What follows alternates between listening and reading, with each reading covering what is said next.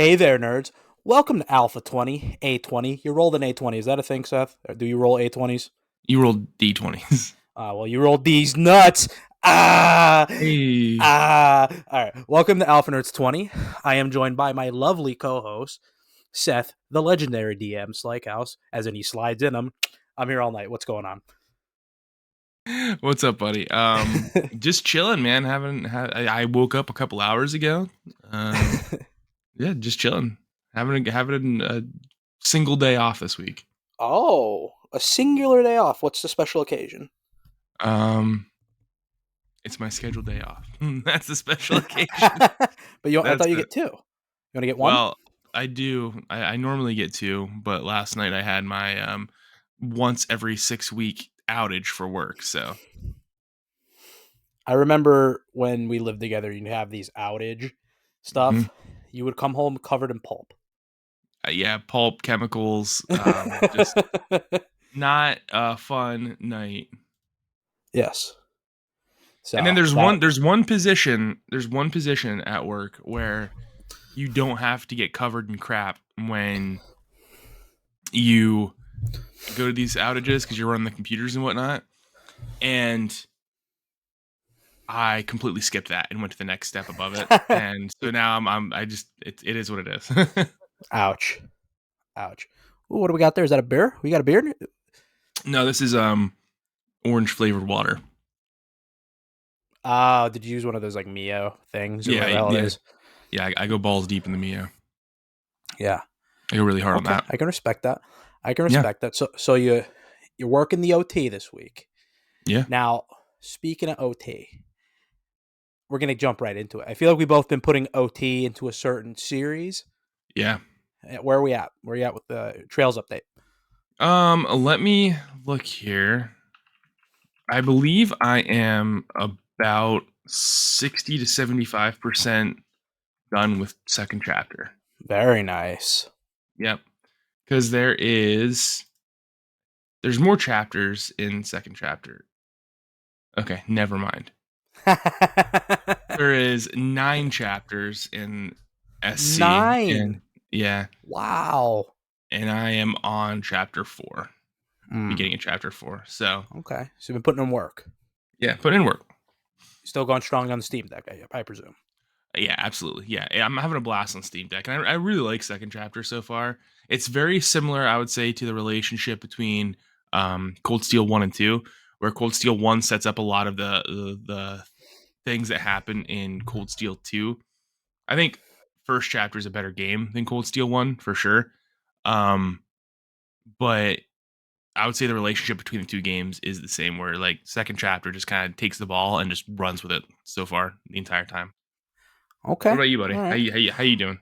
I'm doing outstanding. So I spent most of last week, like Friday, Saturday, and the weekend, playing Trails in the Sky. I dug the PC out of a box and hooked it up to the TV here. Blew And the what dust off. Yeah, and updated and everything like that, and then got after it because what made me do that was I was playing the Crossbell arc as we were talking last, and I was really enjoying the Crossbell arc. I like that duology. I like the characters. I'm familiar with them. And then there was a scene where, I mean, this is a minor spoiler, but whatever. Estelle and Joshua show up. I'm like, oh, like, and like they kind of allude to like certain things that went on. I'm like, well, I feel I have one of two options. I could have just kept going, but I didn't want to have those moments like in the Cold Steel arc. I feel like if we replayed that arc, moments would probably mean a little bit different to us. They absolutely would. Yeah, they Yeah, absolutely would. and I don't want to have that same kind of over the head effect that like we had in the Cold Steel arc. So I'm like, Hmm. all right, let me buckle down, let me get the PC out, and play Trails in the Sky. And because the things that were stopping me from these older Trails games was the art style took a little while to get used to. Because I felt like it was kind of like the problem you had with like World of Final Fantasy, a little bit like the chibi art Right, style. right. I don't particularly care for it, but once you get used to it, once you kind of get over it, it just feels like a regular Trails game. It just like you kind of especially with the visuals, because I was telling my buddy Adam this. I feel like Falcom does such a really good job creating worlds with like less than ideal graphic engines. Right. Well, I don't know. So I don't know if you've picked up on this. I recently just had this mind blowing experience the other Uh day huh. on how they put out these massive RPGs so fast, and it's because they reuse all their assets more than Yeah. once. Oh my god. Yeah. So like for instance, the first chapter and second chapter games, the world map and everything is completely the Same. same. The animations are the same. The only thing they change is the dialogue and like the Yeah. events and the games. So that Yeah. allows them to like put out games at a rapid pace because they don't need to change the world because their whole thing is world building. So you got the first chapter and second chapter games, and I'm assuming the third game in Yeah. the Sky trilogy, right? And then you get the Hmm. Crossbell games, which I'm assuming all have the same maps. And then the only exception to this, I would say, would be Cold Steel because they do make new areas in a lot of the Cold Steel games, but Hmm. a lot of those are reused as well. I mean, I think like the games, I think that a lot of the cities you see in like Cold Steel 4 are pretty much copy and paste from Cold Steel 1. So Yeah. I mean, I commend them for that because they be putting out these fantastic RPGs and not really having to put a whole lot of effort into like environmental design.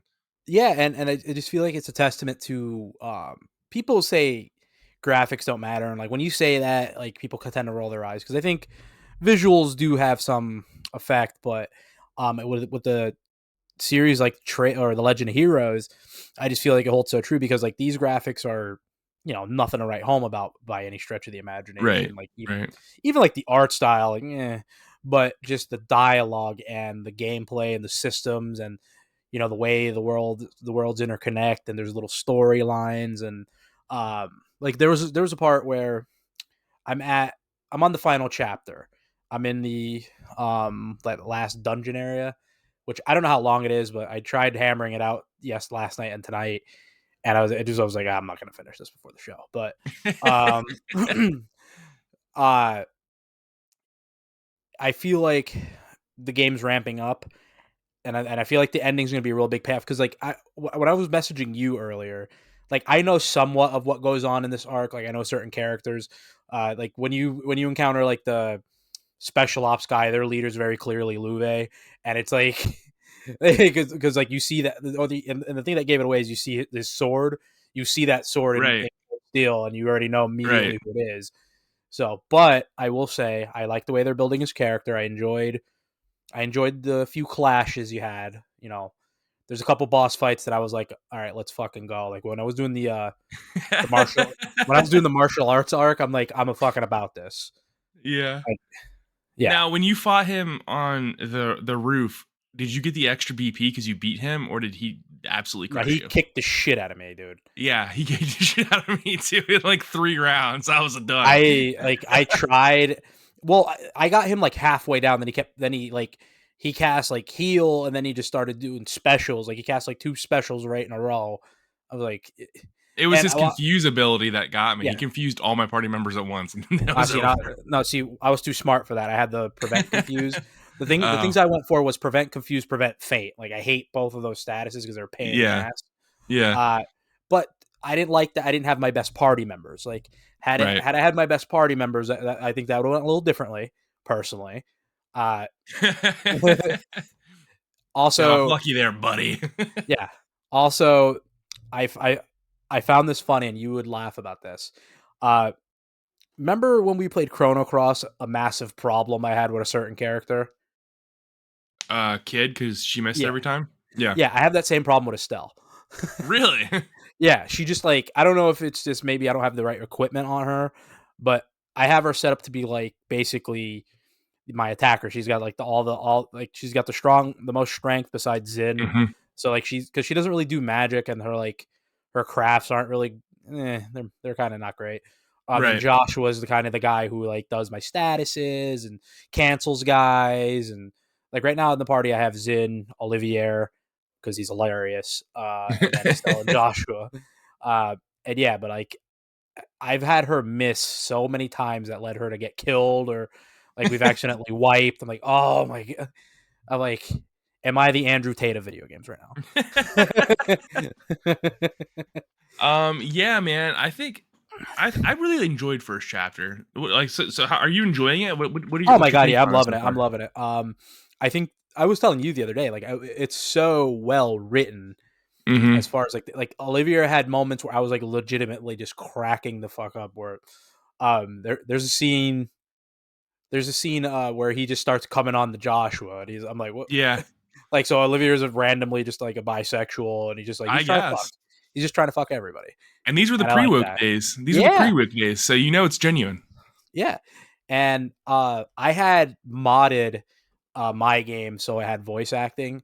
Mm-hmm. So the only thing I didn't know, and shout out to these guys. I don't know if they're still active on Twitter, but it's if you follow them on Twitter, it's Trails of the Dub is what they call themselves, and That's pretty funny. they they voice acted the prologue and the first chapter of Trails in the Sky, and then Mm-hmm. the rest of the game. Obviously, I don't think they finished because I tried reaching out to them see if they had a Patreon I could contribute to because they did a really good job. Minus, I wasn't a big fan of Joshua's voice actor, but whatever.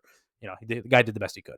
Uh, but like with voice acting, like that game, that first chapter was really good, and then the rest kind of you have those voices in your head and you can hear them talking, so you don't really need it the rest of the way. But I think they did a really good job. Olivier's voice actor was sounded so spot on to what he was in Cold Steel 4. I'm not going to go ahead and say it was the same actor because there's no way, but I really enjoyed that, and I recommend anybody who is getting into the Trails in the Sky trilogy go find that mod, get through that first chapter with the voice acting in, or you can go Japanese voice acting if you so prefer. But yeah, I really, I'm really enjoying it.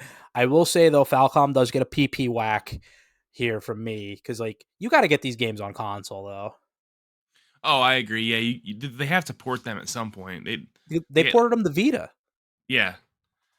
They got especially now because every single one of the games is on PS4 except for the Yeah, Sky. yeah. You I think it's gotta coming. Yeah. you gotta make a collection. I mean, they can probably all fit on one Blu-ray. So Yeah, it's coming. I think I don't know. I think Falcom right now. I don't know how they're not a bigger company with the amount of success. Like they're having a lot of success with Trails and East. yeah, Uh, their so games are I'm like, starting to blow up. yeah. So this leads me to I want to propose a question here. Okay. With our experience with the Legend of Heroes, right? Mhm. Because you're on your what sixth game? I'm on my fourth game or fifth game. Yeah, yeah. So like, where where are we ranking Falcom as in the pantheon of like RPG franchises right now? Because I feel like Oh I feel like we God. got to have this conversation. Yeah. So I mean, when we talk about the big RPG franchises, we're talking about Final Fantasy. Obviously, we're talking Yeah, about Tales. We're yeah. talking about Star Ocean. Persona. Yeah, Yeah, obviously Persona. Now, would you put Persona in a different category than Shin Megami Tensei? yeah. Because SMT games, it's tough to quantify them because SMT games are so like I feel like Trails games are niche too. So like I say if we're gonna if we're gonna have this conversation about the Legend of Heroes, then Shin Megami Tensei has to be in there. Um, but I think it's unfair to Persona to lump it in with SMT because it's like its own separate thing at this point. So I would consider them separate. So for me, I'm gonna just shoot fire from the hip here. All right, rapid fire. I Here we go. put Final Fantasy at first, Uh huh. Tales at second, Trails Mm. at third, Mm. Persona at fourth, SMT under that, Star Ocean under that. And I think that's where I go with that. Okay. So because my thought process, well, you know what? I'm gonna move Trails to number two over Tails. Wow. Okay. Okay. That's bold. You're a big Tails guy. I am a big Tails guy. I'm a big Tails guy. My thing is, there is no one, not just in the RPG space, but in the video game space right now, that's doing what the Trails series is. The Legend of Heroes Trail series. No one. Yeah. There's not a single developer out there that has the balls to be like, we are going to take a series and tell a story. And it's going to take 2.5 decades. Yeah, It's that takes like, balls. yeah, and also they're all gonna be 50 to 80-hour games, and you're just gonna do Yeah, it. So fuck yeah, off. yeah. No, it. And here's the argument for the Legend of Heroes, because that you could, if we want to split hairs, we can specifically say the Trails sect of it. So that eliminates like the original Dragon Slayer and the original Legend of Heroes games like Legend Heroes 3 and all Right. that. But like the franchise, the Legend of Heroes, dates back to the like early 90s. So it's like right up there with Shin Megami Tensei as far as old. Final Fantasy, it's right there, right up there. Because the first Dragon Slayer game, I think, was in like '88. So it's got pedigree. Like Falcom's been doing this for a really long time with this series. So Yeah, for so me, but that's it. Not to interrupt you, I just want to point out that the first Trails in the Sky game came out mhm, in 2004. So we yeah, are at 19 years right now, yeah, and we still have in America at least four more games to go. right, And they're just like, "Hey, fuck you. You're going to do it and you're going to like it." yeah, and I'm happy these games have blown up. So going back to what I was originally saying, like this franchise has pedigree. Like they know what they're doing. Mhm. Clearly, the music is fucking fire. Mhm. And again, Falcom, like I don't understand who it is that um does their music, but like they've literally always had like badass music. Like I put their music right up there with Final Fantasy for me. It's like right up there. And it's I I think that certain tracks are better, and I think that some tracks are way worse. But I think Final Fantasy for me nails it almost every time with the emotional resonance of their music. yeah, I I would absolutely agree with that. hate the battle. I hate the battle theme for first chapter. I hate it. Yeah, I don't like it. I don't like the boss theme either. But when you get later in the game, I like the more serious one that they have. Yeah. And then the theme when you fight Luve, great. Yeah, Um, phenomenal. so like I said, but I think like overall though, some of the best tracks in gaming I've heard are either from Final Fantasy or Trail or like the Legend of Heroes. So like even Absolutely. when I'm at work, I have the Spotify going. Special shout out to the Crisis Core soundtrack, by the way, fucking fire Very good. soundtrack. Very good. I Yeah. just listened to that today while I was typing cases. I was like, oh shit, Yeah. like, so that's getting me in the mood to like play Crisis Core here shortly. But Nice. so for me in the pantheon of RPGs, Star Ocean's out for me. They're out. They're not even like, and I like Star Ocean. I'm a Star Ocean guy, but like I haven't played the Divine Force. I've heard middling to good reviews, so it's kind of meh. But it's not integrity and faithlessness, which ironically caused me to have no faith in the series. That game sucked. But like so that they're out. They're like on the outside looking in. If we're talking about like where the big boys play. Yeah. So I think for me, I'm going to agree with you with Final Fantasy being number one. Uh, and I will only say that because I think their production value obviously is way more. They're a bigger company. So like the games they put out have these like gorgeous, gorgeous visuals, really well done music. Like I just think they know what they're doing. They have a really good cadence as far as like producing quality Mhm. stuff. But where they get a nice PP whack is they're very inconsistent. Right. Um, I will say that I think I agree with you. Legend of Heroes is probably number two for me, and what gives them a lot of credit is because Falcom is such a small company, yet they can like you said they continue to produce banger RPGs that the worlds are built great, the characters all feel like you ever feel like there almost any one of the characters could be a main character for their own fucking game, minus Oh, save for a absolutely. few people. Absolutely. Yeah. I mean, dude, like Sarah from the Cold Steel games, Oh, I love she it, has love it. she has an entire like backstory that you never Right? see. She only talks about that they could clearly make into a like a. I could even see that being like a Muso type game or an action Yeah. game with her. I mean, Oh, there's so many characters that you could do that. Minus yeah, like I said, there's a couple like Machias. No offense, you stink, but like I said, there's a couple characters that I don't really care for, but I feel like a lot of those characters who you do encounter could definitely hold their own game, and it's like not even really a debate for that. But right. so I'll give him points there. The story, I love that they flesh everything out. I love that they flesh it out. And then just overall, just presentation. Like, I don't know. There's something about a Trails game that they get boss fights right for me. I'm a big proponent on like a boss fight's got to feel right. Don't throw a boss at me just for the sake of throwing it at me for a Right. character I don't really care about. Speaking of the characters, I just love certain guys have certain like all fall into certain styles. Like the guys who do the katana wielders, the hidden. I can't remember the fucking name of it. The 8 leaves. Hidden Eight leaves, hidden yeah, blade 8 leaves, yeah. yeah. Like you're playing the Sky trilogy, and like Cassius Bright is the fucking divine blade, and like it's funny. Like what I caught on is did you catch this tidbit of story? In the first one where he doesn't even use that sword anymore. Right, yeah, I did. Yeah, I think I'm like so like they call him the Divine Blade, yet he doesn't even fucking use it. Like he uses a bow staff, and like so I'm like, "Ugh." And then but then like later in the Cold Steel arc, he's what makes he gets with Reen, and they kind of figure out some shit. Mhm. So then like I'm just like, how do they do that? And then another Divine Blade pops up in the freaking Crossbell arc, who's a fucking badass. I'm like, I love this, but I need to know more about. I need to know more about these divine blades. I need to know who trains them. We need to meet him. So I'm hoping we Yeah, meet him in the Calvard arc.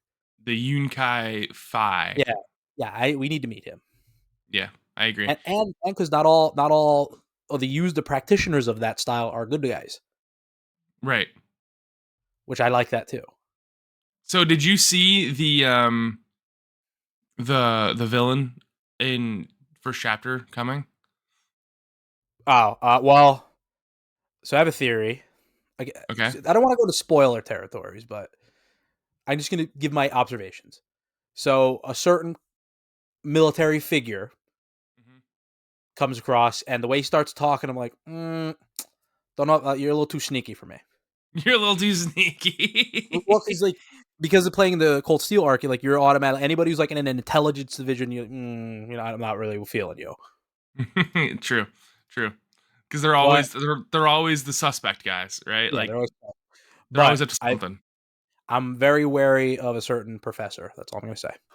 Very wary of him. Certain professor. Yes. Okay. I think I know who you're talking about. Yeah. He just. I smell a little bit of a Ouroboros. A A little bit a little little. nonsense, huh? Yeah, yeah. I sense a little vibes there. I'm like, I will and say there was a twist at the end of first chapter that even though I know what events were going to follow it, still caught me by surprise. And I was like, wow, I never picked up on this. So, okay. yeah, there was something that really took me and it just smacked me right across the face cuz I didn't see it coming. Well, they did a couple slick things in that game where like once they presented what's going on in a different light to me, where they're like, yeah, they basically waited for a certain person to not be around, then all this shit went down. Like, hold up. Yeah. Yeah, Yeah, they set the whole thing up and it's like, wow, okay. All right. Fair. like that was some scheming ass shit. So, I guess I could talk trails like literally all day. We really need to have just like a fucking episode where we fucking spoil the shit out of first chapter. I just Yeah, talk I'm about it cool with because that. I have so much to say on that game, but I don't want to spoil it for anybody. Even though the game came out in 2004, so I mean, We should just do a review whenever you're done with it. Just because since I just recently beat it and you're about to beat it, we should just do a review when we're done with it. yeah, loving it. Only thing I will say, I feel like arts don't matter in that game, for the record. But Really? Because I use them I use a them a fair ton. amount too. I use the buffing ones like speed up and all that. But I don't. I'm primarily a physical attacker. I just attack Hmm, people. interesting. Yeah, because I think most of my damage in first chapter probably came from arts. Like I was all Well, about aerial and arrow storm. yeah. No, so like what I do is I tried to set up my team like I did in Cold Steel, where it was a lot of speed and critical hits. Hmm. So yeah, but I can't really quite get that set up. I feel like you don't get enough. I feel like I'm not able to craft enough quartz. Like, Hmm. but maybe that's by design because like quartz weren't really like they were still new. I don't know. Like I said, we'll get into that. But yeah, so I just feel like after the Trails games, I didn't even rank the rest of them. I feel like I'm gonna rank Persona and SMT a little bit ahead of Tails for me because here I'm gonna with a grain of salt. I haven't played Tales of Berseria. I haven't played Tales of Arise. I have Tales of Arise. I literally have these games. I just haven't played them because I had such a bad taste in my mouth from the Xillia games, and then um, playing Zestiria, which wasn't a great game.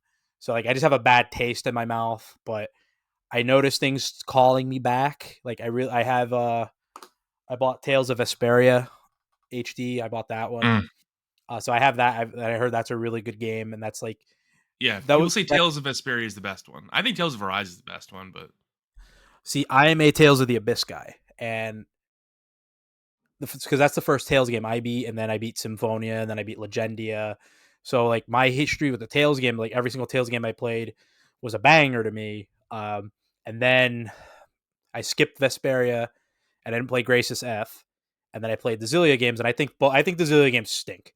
I'm gonna be honest with you. Like I used to like I've told you before. I just used to be like the Tales of Xillia 2 guy, which I do for the record like that game better than 1. I just find Luger to be more fun to use. And because I find the main characters of the Xillia 1, I can't remember their name, but I think that what the fuck is his name? isn't the girl's name like Mila? Mila. Yeah, she sucks. And then I can't Mila remember, and and Jude. Jude, Mila and yeah. Jude. Yeah, and I think Jude sucks as a character too. And he's supposed to be like my guy. He's a monk. I love monks. Yeah. And I just think he sucks. I think she sucks. I think the writing sucks. Alvin sucks. I just think I just Alvin think like betrays you like 4 times. it gets so old. I'm like, okay, like were they going for like to piss you off? Because if that's what they were going for, a great job. But like that is a brutal character arc. I really think that you should, when you decide that you're ready to come back to the series, play Tales of Arise first, because it's so different than the other Tales games in terms of like gameplay and art style Mhm. that I think you could pick that up even if you don't like Tales and enjoy it, because it shares almost no resemblance at all to the other games except for, I would say, the circular arena. Okay. Maybe we'll see. It's for me right now. If I don't, I'm probably gonna jump into second chapter. I feel like I'm just gonna go through the whole Burl arc. Yeah, that I was debating on playing something different. I even installed Ease 9, and then like as I Mm. was playing Ease 9, I was like, I just want to play more Trails in the Sky. So I just installed it.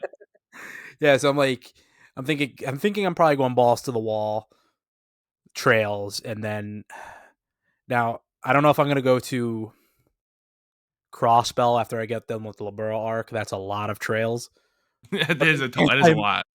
there's a chance I might. I think when I think Final Fantasy 16 comes out, so probably get a pivot there. Yeah, I mean, obviously, when Final Fantasy 16 comes out, world stops, right? That Yeah, dude, it's I over have when like I Final have a Fantasy few days 16 off comes out. scheduled already. I'm like, yeah, Yeah. I'm not gonna be here when this game drops. For the record. So yeah, I just think now, like I said, and last thing I'll say on this, with the way the RPG landscape is right now, I feel like we definitely got to give a shout out to the Legend of Heroes here because I just think they've done such a good job, and so you get a shout out, Falcom, good job, thumbs up. What, dude? Have you considered what if the ending sucks? No, Like, don't say. what if we're nearing 40 years old, right? And we get the last game and the ending isn't a banger. Like, what I feel like happens? Do we just I, burn Falcom to the ground? yeah, that's it. We fly to Japan, we burn down them and their history. Nobody, but I will say, collectors out there, quick PSA: buy these fucking games up, buy them up, Yeah. because Yep. here's the thing: we're gonna do a little education. So this is Trails from Zero, right? Yep. So we're gonna test your knowledge here. Why am I saying buy this game up, Seth? Why am I saying this? It is a late gen RPG. Correct, correct. It's a late gen JRPG, and throughout history, games that come out late tend to fucking just go rare. Low print runs, can't find them. We had a fucking bitch finding this, or I did anyway. And yeah, so go find yourself a copy of this if you're a collector, especially if you're collecting on PS4. PS4 is really cheap to collect for right now. So buy, and you see a Trails game, especially on PS4 or PS3 if you're lucky, and you find it for less than $50, buy it. Yeah. So we actually had like a holy shit moment last time we were at Just Press Play, Yeah, where they had the Cold Steel One Relentless edition, correct. and they said it was worth $160, We're like, whoa, and I'm like, holy crap, that's insane! That game just came out not that long ago. right, right. Maybe a few years ago, not even. So it's like, damn. So I'm saying, buy these games up, buy them up, Hmm. because once they're gone, they're gonna be. So also, quick PSA: they're putting out a last minute fucking Trails game. Or it's not a Trails game. It's called Trails, I think, but it's Trails in a Utah or something like that. It's some weird Yeah, trailer. It comes out in it's not September. it's not connected to the mainline series as far as we know. But people are speculating that it takes place on like another continent, and that's going to tie Yeah. in later on. So, Oh, you motherfuckers. it Okay, but I'm just saying, is technically a Legend of Heroes game. pick that up because I feel like that one's going to be hard to find. I feel like that one's going to be the one. Don't let that one get by the goalie. All right, Yeah, don't let it get yeah. by. So moving on to main topic here. So over the weekend, it was April Fool's, correct? Correct. Yeah, it's the first. I hate this holiday. It's the worst holiday of all time. Yeah, because a lot of stupid shit gets announced and all this stuff. So Yeah. I was on Twitter, and when you scroll Twitter, you're probably going to see a combination of random news, hate speech, vaginas, and just people putting out misinformation. Yeah. But then I saw a trailer from the Sega account. This was wild. This was insane. Yeah, from the Sega account, and I watched a trailer, and the game is called The Murder of Sonic the Hedgehog. They just show a fucking photo of Sonic just fucking dead, like with a spotlight on him. I'm just like, hold on. And they're like, April Fools, but wait, it's real. And Yeah, then I I'm like, know. so I have it downloaded. I haven't played it. I haven't watched any reviews on it. Um, and I'm just kind of trying to process. I'm like, so Sonic right now is hot. I don't know how Frontiers did commercially, but people like Sonic right now. The movies did great. Kids Apparently, love Sonic. apparently, Frontiers did pretty good. That's from what I'm hearing. Like, I think it's the hype from the movie that carried over. Yeah, we're at Masaga making Sonic great again. But so you do all this. Sonic's got a lot of positive momentum right now, especially with the younger crowd, and then us old heads who's never let go. Right. And then you put out a game called The Murder of Sonic the Hedgehog. Like, Dude, and it's like a whole different genre too. Did you watch the trailer visual for it? novel.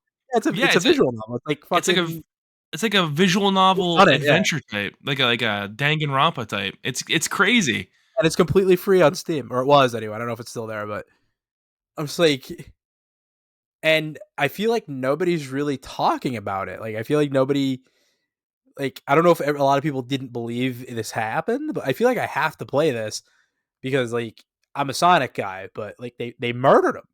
Sega killed him. I'm gonna look right now. I want to look You and can't see put out what a game called The Murder of Sonic the Hedgehog. You can't do this.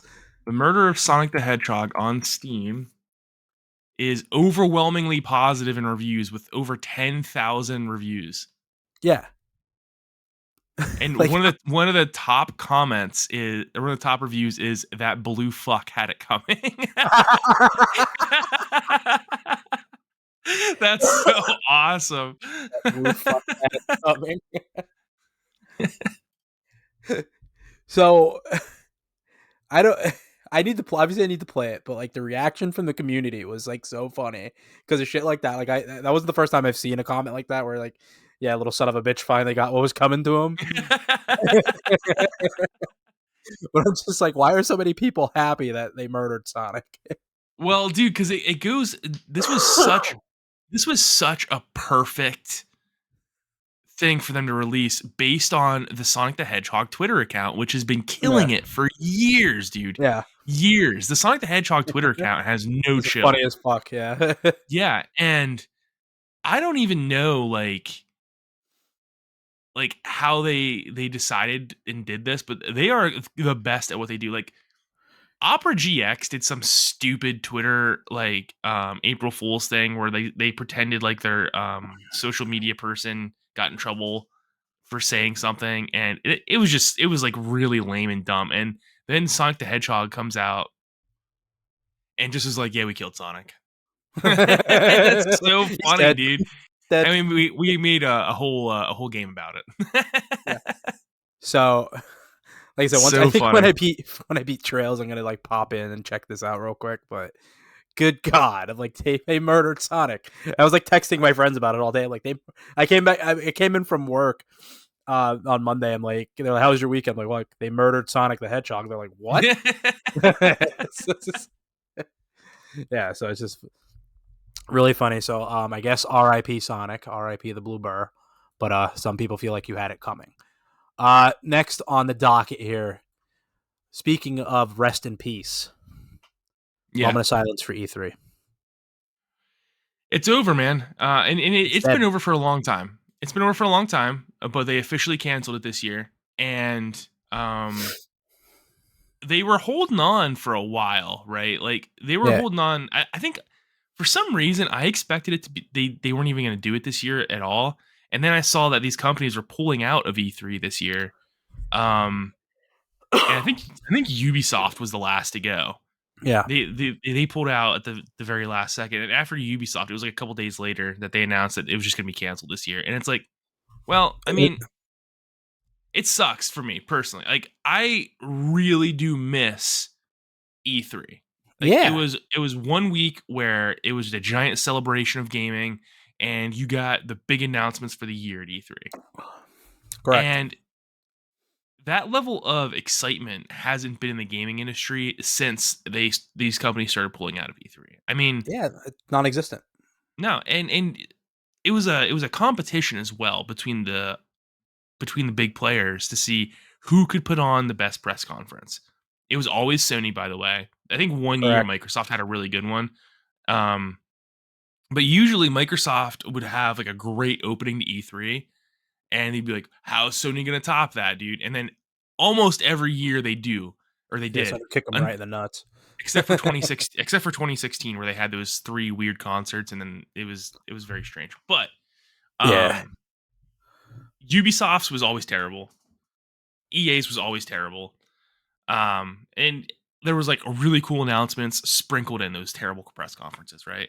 But even yeah, back in the day, dude, like Square Enix used to have like really fun press conferences, and like Konami would, and yeah, um, but it was a celebration, and it might just be a nostalgic thing, but I always think about like how G4 used to do these yeah, massive week-long gaming coverages in which they would interview developers and they would go deep into the gameplay, and it was a really cool time in the year for video games.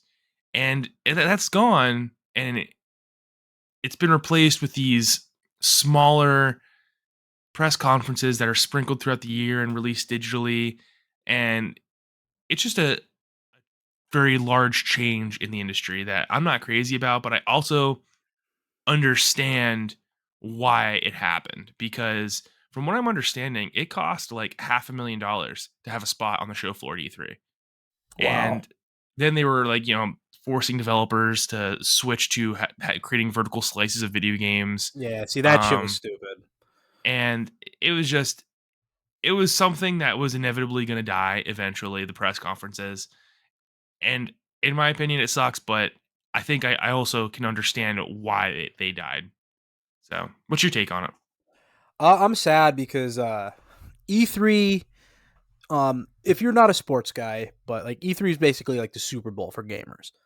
Like that was when you got together with your buddies, and we have memories of this. Like, excuse me, we'd all get some food, get together, and just react to the shows. I remember famously Right. when your reaction to Final Fantasy VII remake was like probably one of the funniest things I've ever seen. It's like a legendary reaction, but like so we all had that reaction, and I just don't It's know like, if we're gonna get moments like that anymore.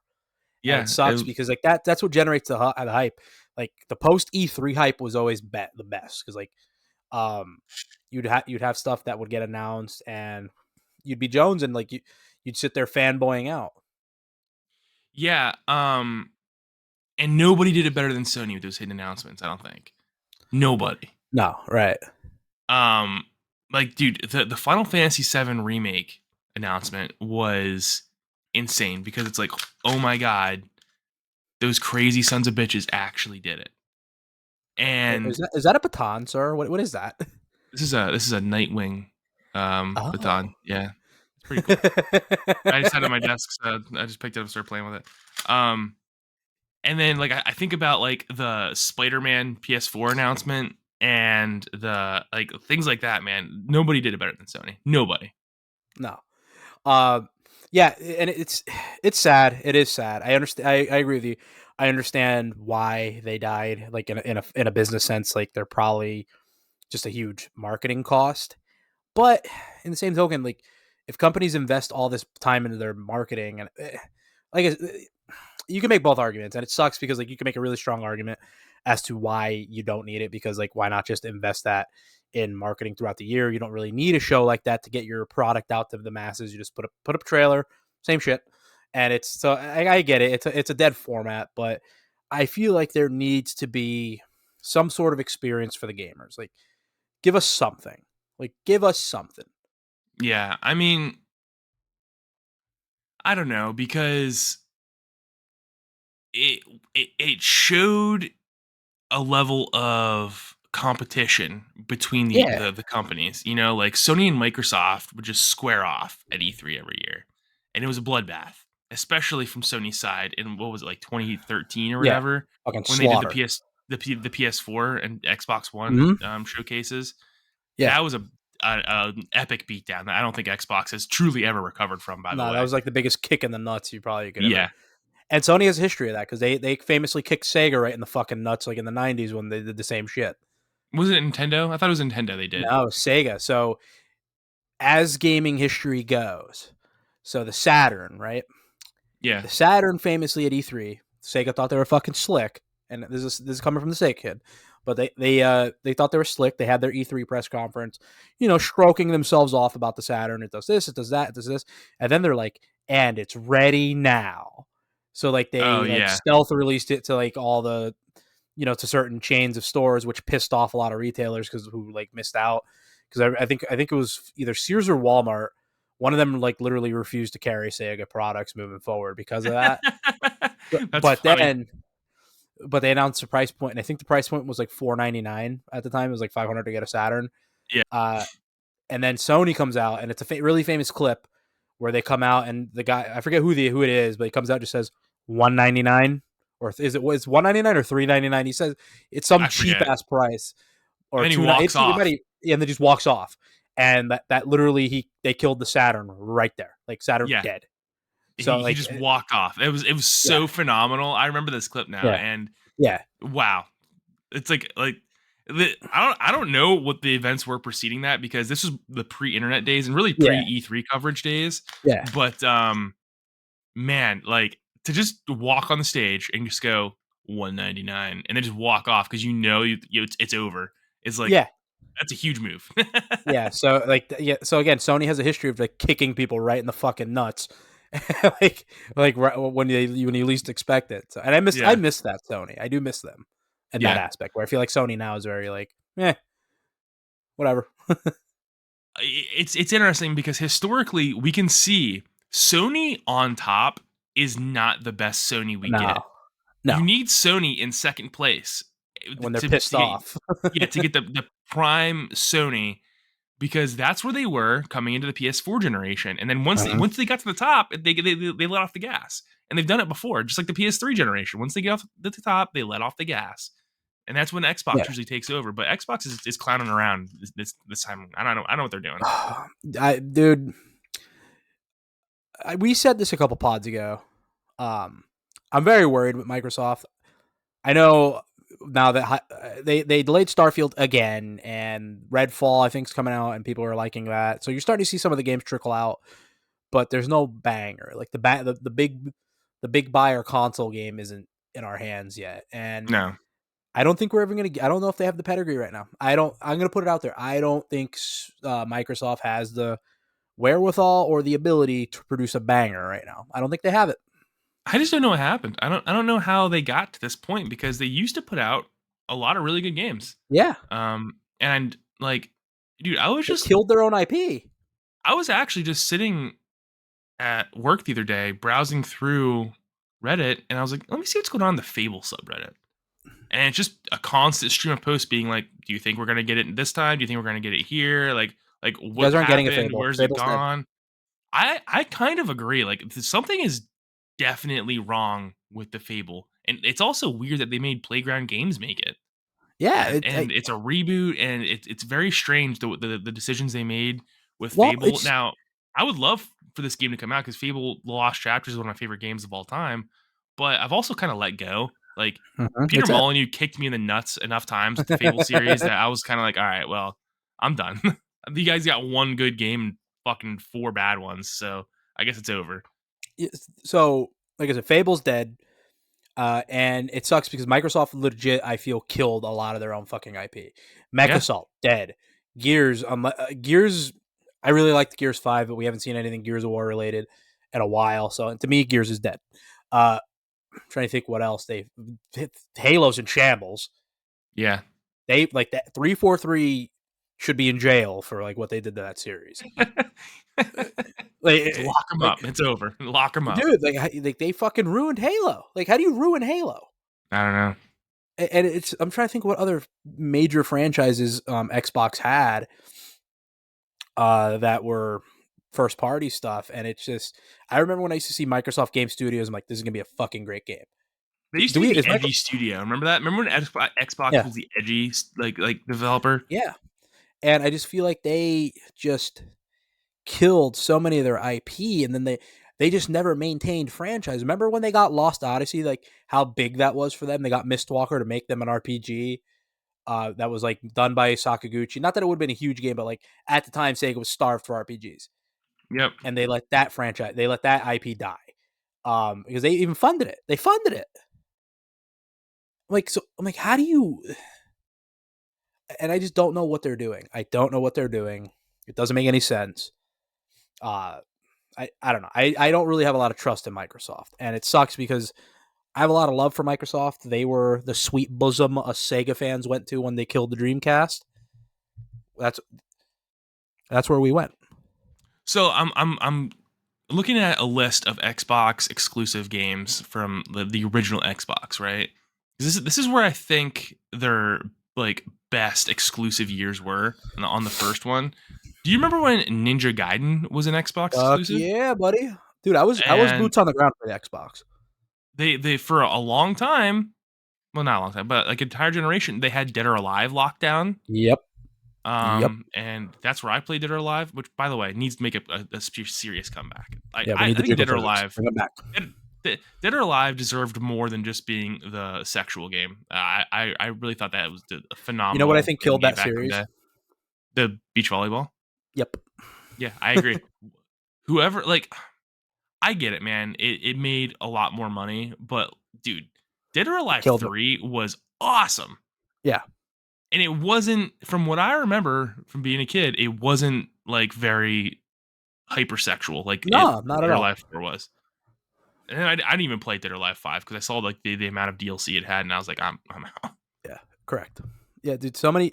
So, boots on the ground for Xbox, and I remember some of my best RPG experiences were on Xbox. So, you had KOTOR was exclusive, Oh yeah, KOTOR. Jade Empire, Yep. Fable, Mech Assault, Halo.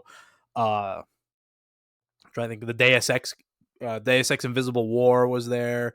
Ninja Gaiden, one, and then Ninja Gaiden Black. They had their own NFL series from Yeah, 2002 to NFL 2004. Fever.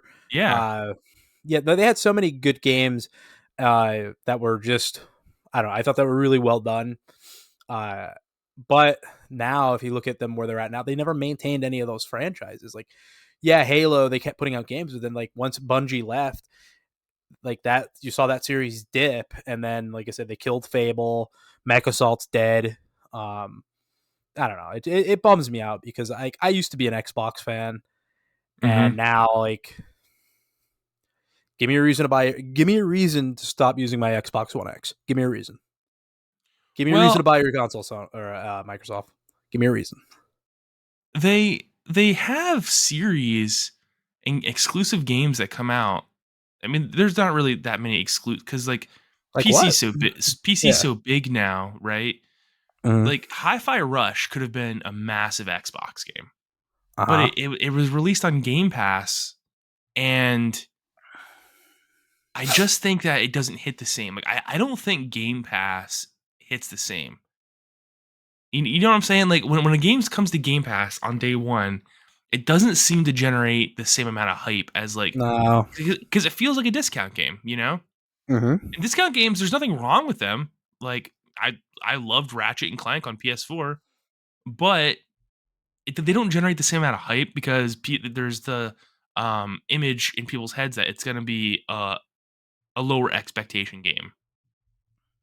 And for Xbox, putting all their exclusives on Game Pass, to me, I don't know that I'm gonna play them because I get like paralyzed with choices on Game Pass, and for some reason I don't feel committed to a game when I play it on Game Pass. You know, Mm. does that make That's a sense? fair 'Cause point. Yeah, yeah, yeah. I've never beaten a game on Game Pass. I've put maybe a couple hours into them, then I dip. You know, I was really gonna play. I had full intentions of playing Persona 5 Royal on Game Pass, and then I was like, nah, I'm gonna play something else. And then there was that Metal Hellslinger game Oh, yeah, I that forgot about that. came out that I was really into, but again, I'm gonna play somewhere else, or I'm not committed. I'll play something else. You know, I just I don't know. Game Pass is weird to me, and like Hades is on Game Pass, and I wanted to play it, I never did. Chained Echoes, I put like 10 hours in, and I was Yeah, that's done. on Game Pass. I haven't touched it. And it's a great game, but I'm like, man, it's whatever. I'll play it somewhere. See, the only thing I've ever beaten on Game Pass is I think Halo Infinite. Uh, other than that, no, the Gears games that were on Game Pass, but other than that, yeah. And like I said, it sucks. Like I'm excited for like whatever the Avowed is. Like I like Obsidian a lot. They're like probably one of my favorite developers, but Where until is like you get Avowed though? You know, wait, what the hell is going on with Avowed? Same where the thing. fuck's going on with Outer Worlds too? What's going on? Yeah. Like there's some serious issues at Microsoft where they're not releasing things. I don't understand what's Yeah, going on. I don't get it. Maybe I don't know. And then the whole Blizzard, I don't like talking about it because I just get annoyed. To be honest with you, it's just like Mhm. like they have a pedigree of like they're smart people. Like I feel like like I thought Game Pass is a good idea. Like I like Game Pass. It makes basically when you invest in that system, like say if I got a Series S or a Series X right now, anything third party, I'd play on Game Pass. That would probably be it. Like I would eliminate third parties for me on on my PS5 because why would I do that? Right. So it's just like I get the model, but like if you're not going to produce the games, like give me a reason to want Game Pass. Because I like the idea day one, like when Halo Infinite came out, I liked the idea day one. I didn't have to run to the store. I could just download it on my Xbox, get home, fucking play some Halo Infinite. And for the record, I like the campaign but like they ruined that game as far as the multiplayer. You can't co-op it. Like it's stupid. So it's just Mhm. like, and also you notice like not a single one of their games has been in the game of the year discussion. Like, do you notice how they lop their own games off at the fucking knees? Yeah. Like, what? Like, I feel like a game like Plague Tale, right, didn't get its shine because of the way they released it. Yeah, there's something like this is what I'm trying to say. I don't exactly There's know something the term wrong. for it, Yeah. but it's almost like Game Pass games aren't taken seriously by the industry. Yeah. That's what it feels like. And I don't know what to do about that, you know? I don't know. I don't even know Um if Game Pass is profitable. it's they're, clearly not. It's so then clearly why are not. they doing it? Like, I don't understand what the initiative would be if Well, it's cuz clearly. if you I don't look know. at Microsoft's history, Microsoft has a history of harming themselves in the short term to take out their competitors. That's what they do. And I really think Microsoft is trying to out money Sony because they know they can. So they're like, all right, well, even if Game Pass isn't profitable, it's hurting our competitor in Sony, who has beaten us down for a decade. So that's what we're gonna do. Yeah, And it's I like, mean, if forced Sony to create Game Pass, like they're like, yeah, it's there. They clearly don't give a fuck about that service. It's just there. yeah. Well, I think that's where Sony is like. I mean, people. I agree. I'm also tired of the Blizzard I'm Activision so thing. tired of hearing about it. Like And in let them fact, fucking have it. Who gives a in fuck? fact, on Sacred Symbols, I literally skip the whole Yeah, conversation when they start talking about it because they also talk about it for like half hour each time, which is too much. But um, I think that's what Sony's concerned about because they literally have no reason to play Call of Duty. They know they're going to lose the whole Call of Duty audience. Why yeah, wouldn't you? You know, why would how could you not lose that audience when it goes to Game Pass immediately? It right, doesn't matter. It doesn't matter if the game is coming out on Sony's consoles or not. No one wants to pay $60 for Call of Duty when you can get it for free on Game Pass. Well, or for $15 a month or whatever it is, you know? right. That makes sense. So so I understand why Sony is concerned about it. That being said, Sony also you guys can make a first person shooter. Yeah, you're getting a little lazy. Like Yeah, just fucking make Killzone. Killzone's right. great. Everyone loves I Killzone. agree. I agree. But I think it's just they get all that profit margin from like Call of Yeah. Duty being on their system, and they don't have to put in any of the work. They're like, yeah, we just market it. Like, here you go. Like when you look, dude, I'm looking at the library right now on Game Pass. It is insane. I should be in this app every single day, but I just don't feel a need to. No, I don't feel that desire, man. Like there's some really good RPGs on here. Um, there's the three Crisis games which I've always wanted to play. The Danganronpa games are on here. Dead Space, Doom. The list goes on and on, man. yeah, there's some bangers on there for sure. Yeah, there's even like obscure Japanese RPGs like Edge of Eternity and Ayuden Chronicle Rising that I would love Yeah, to play. Far Cry 5's on here that I never played. All the Fallout games, the Yakuza games, like the list is massive on Game Pass, right? But there's also like a stink to it that I can't get over, and I don't know what that is. I think you'll figure out your issue with Game Pass when you figure out your issue with the Switch. You know what? It feels the same. It does feel the same. but And but there's the ironically, you love the Steam Deck. So you, sir, I don't know if you make any sense. I don't know if I make any sense either, but I think I am too deep in the communities, right? Like I don't like the Nintendo because I think it's not that I don't like Switch. Like I played the absolute hell out of Xenoblade 2, Xenoblade 3, the Pokemon games. Like it's not the Switch. I think it's the environment of Nintendo that is like I think that's what that is, but I don't know. There's also this unhealthy urge that I keep getting to play Mass Effect Andromeda, and I just don't know that I can do it. Dude, do it. Do I don't it. know. I've tried it so many times, and I hate the way the main character looks. He's a scrawny little not Commander Shepard, and I hate it. So, random side note. I actually really liked Mass Effect Andromeda. I know you did. I beat it. I put like 60 hours into it, and I gave my writer. He had like long hair and a mustache, like a porn star mustache, and it was like I had fun with it. Like not that there's gonna be a review of it, but I think for the price you can get it at right now, which is like probably either free or close to free, uh, it's a fun experience. And yes, you can bang in a sorry. That's all I'm gonna say. You've always been able to do that, But I did it last but gen. Did you? Did you? No. no, I was a no, I did, I was a Liara guy, Okay. Not last gen, and it you weren't. was yeah, it was No, you weren't. When? What Mass Effect you play, buddy? 1, 2, and 3. When? That's the PS3 360. Oh yeah, Yeah, that's fair. exactly. I had blue girls. You had blue balls. How's that? What the fuck? Um, yeah, I don't know what to say about that, but so the thing with Andromeda is that the visual the characters look boring to me. I don't know. I just there's something off about it. There's something very BioWare wrong with that game, by the way. But BioWare's a dead studio. It's over, man. Like yeah, their yeah, next game's yeah. gonna suck too. I just know it. I just know Dragon Age or whatever it is gonna be terrible. Yeah, I'm not gonna lie. We'll announce it here on the Alpha Nerds A20 cast. Time to kill Bioware. Time to pull the plug. Pull the plug. Yeah, it's over. It's over. Thank you, EA. Appreciate you.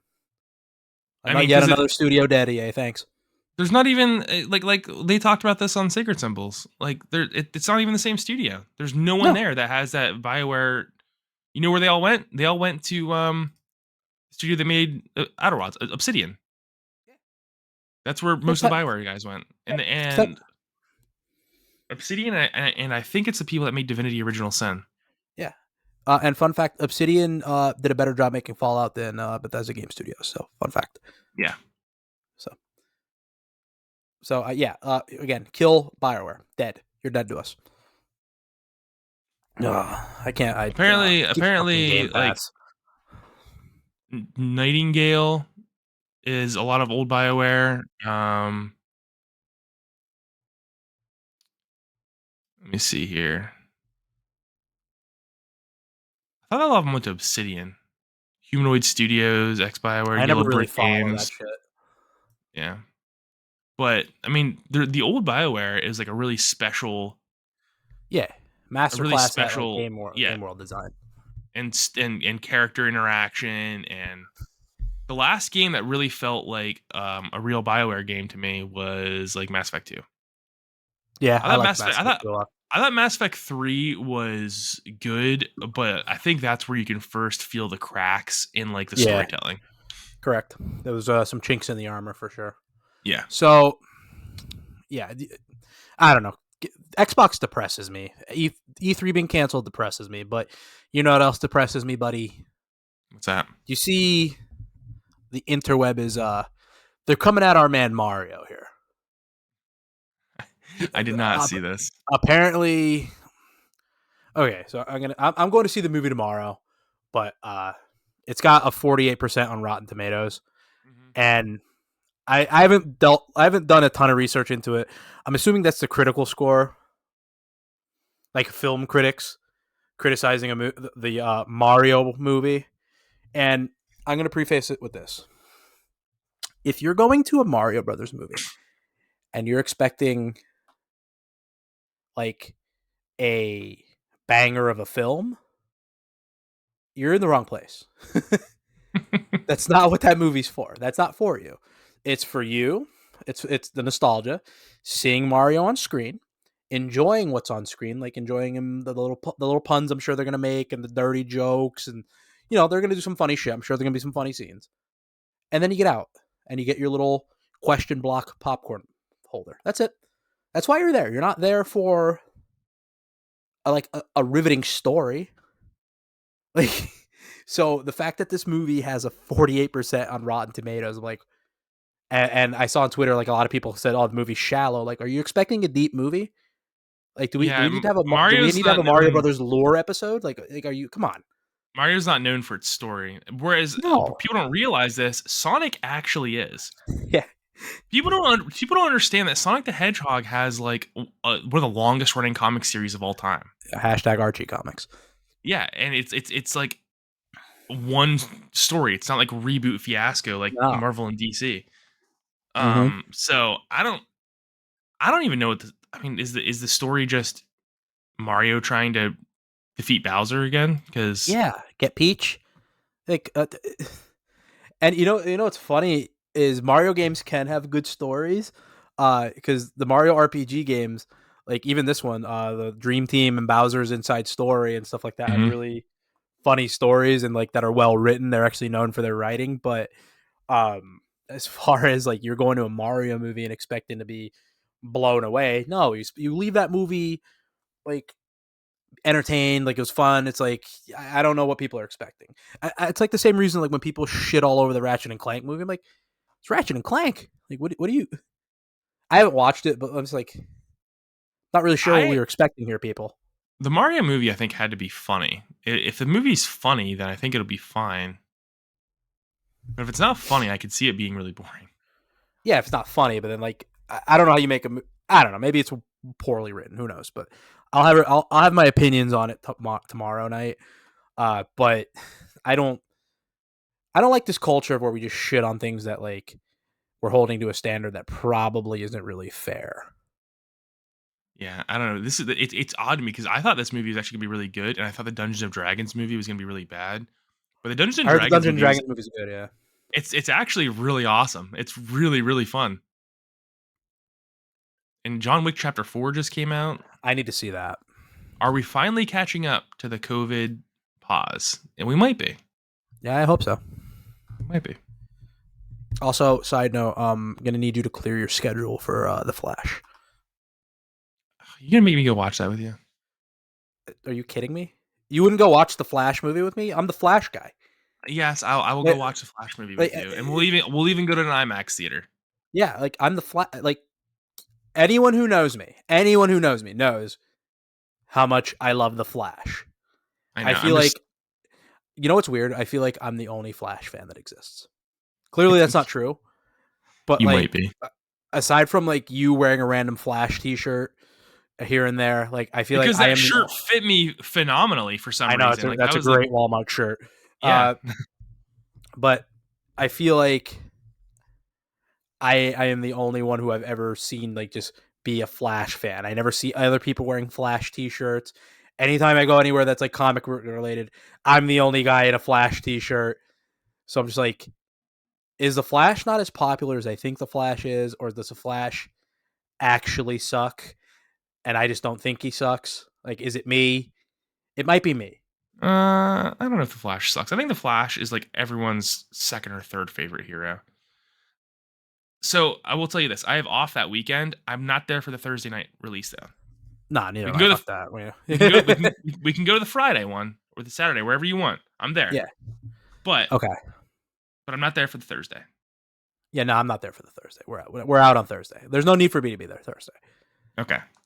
So yeah, I'm with you there. Also, I think that's Final Fantasy 15 or 16 week. Oh no. Is it? Are you gonna make It me is. drive 4 hours on the release of Final Fantasy 16? No, I was actually.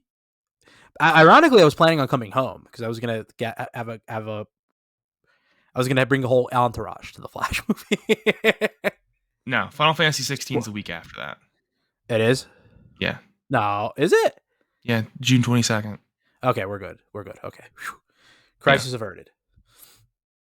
So yeah, Yeah. quick So side note: we'll go see we need you the there. Flash. We need you boots on the ground for the Flash. And I'm just if there excited is, that Keaton Batman's in it because I saw the I hope trailer and they I was don't like, fuck that is Michael Keaton. I hope they don't fuck this up, man. Also, so can we officially say it? I'm gonna officially say it, and I'm But gonna say this. I'm gonna put this out there, and you're just gonna correct me if you feel differently.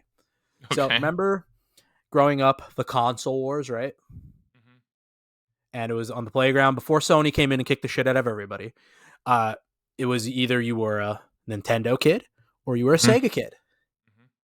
And for a while, Nintendo was winning the battle of the mascots. But we Yeah, won the war. We won the war. Whose you movie's are better, right. dickhead? You Whose did. movie's Yeah, better, guys? Whose movie's better? Huh? you're Huh? right. You're right about that. Both And then movies they are better, killed him. actually. And then they killed him. Yeah, I mean, fucking killed him. They fucking killed him. That's awesome. Finally get a win, and it's And over. he's time to die. All right, so on staying on the Nintendo news real quick, and then we'll move on to something else. Are we Legend of Zelda guys? No, I was a Legend of Zelda guy for like 2 years. That was it. That was done. So what killed it for you? Um, what killed the Legend of Zelda hype for me? I loved Twilight Princess. I liked the So did I. darkness. That's my favorite one. I liked the dark, and I thought it was really cool. And then I didn't play Skyward the Sword. Skyward Sword. It was too late of a Wii release for me, and I was overplaying the Wii by that point. Yeah. And then I think the next real one was Breath of the Wild, right? Yep. And I really did put like 40 hours into Breath of the Wild, but I just couldn't get over the boring ass. I like, dude, Breath of the Wild is one of those games.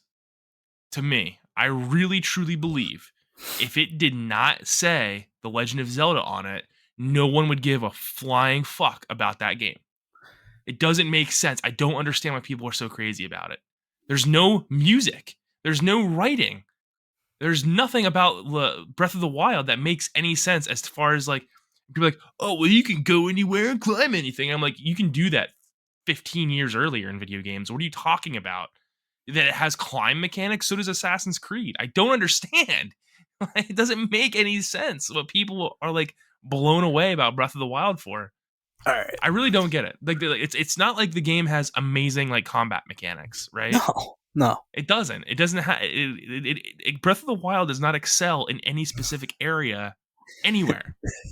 But people are like all about it, and I got so tired of the Breath of the Wild conversation that like it ruined any chance of me ever going back to like Legend of Zelda, because it's clear to me that people don't care about the actual objective quality of like Mario or Legend of Zelda. As long as it has those tags on it, people will play anything because they're just crazed. People are insane. So I'm not part of it. I refuse to be a Legend of Zelda fan at this point. Okay. So we're gonna that was funny. We're gonna have two very real conversations right now.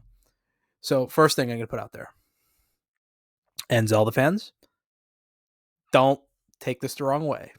We're not coming at you, but Coming inside you. yeah, I always recommend that. Uh, the Legend of Zelda doesn't have a story, and you could tell me, oh no, they did this. They like the Legend of Zelda story is bullshit. It And is. you want to know why it's bullshit? Because the original games never were meant to have a story. Nintendo at that time was like, we're just going to put out adventure games. Why give it a story? We could just make a new game every time. We don't want to do that because stories means like a sequels and all that. That you have to Right. tie everything in. So yeah, But they don't have a but no, story. Pedro. They released the book. They Yeah, released the book that tied them all together. yeah, it's what we call a retcon. Yeah, that Hyrule Historia, they can fuck off. And then they have split timelines, really, a split timeline.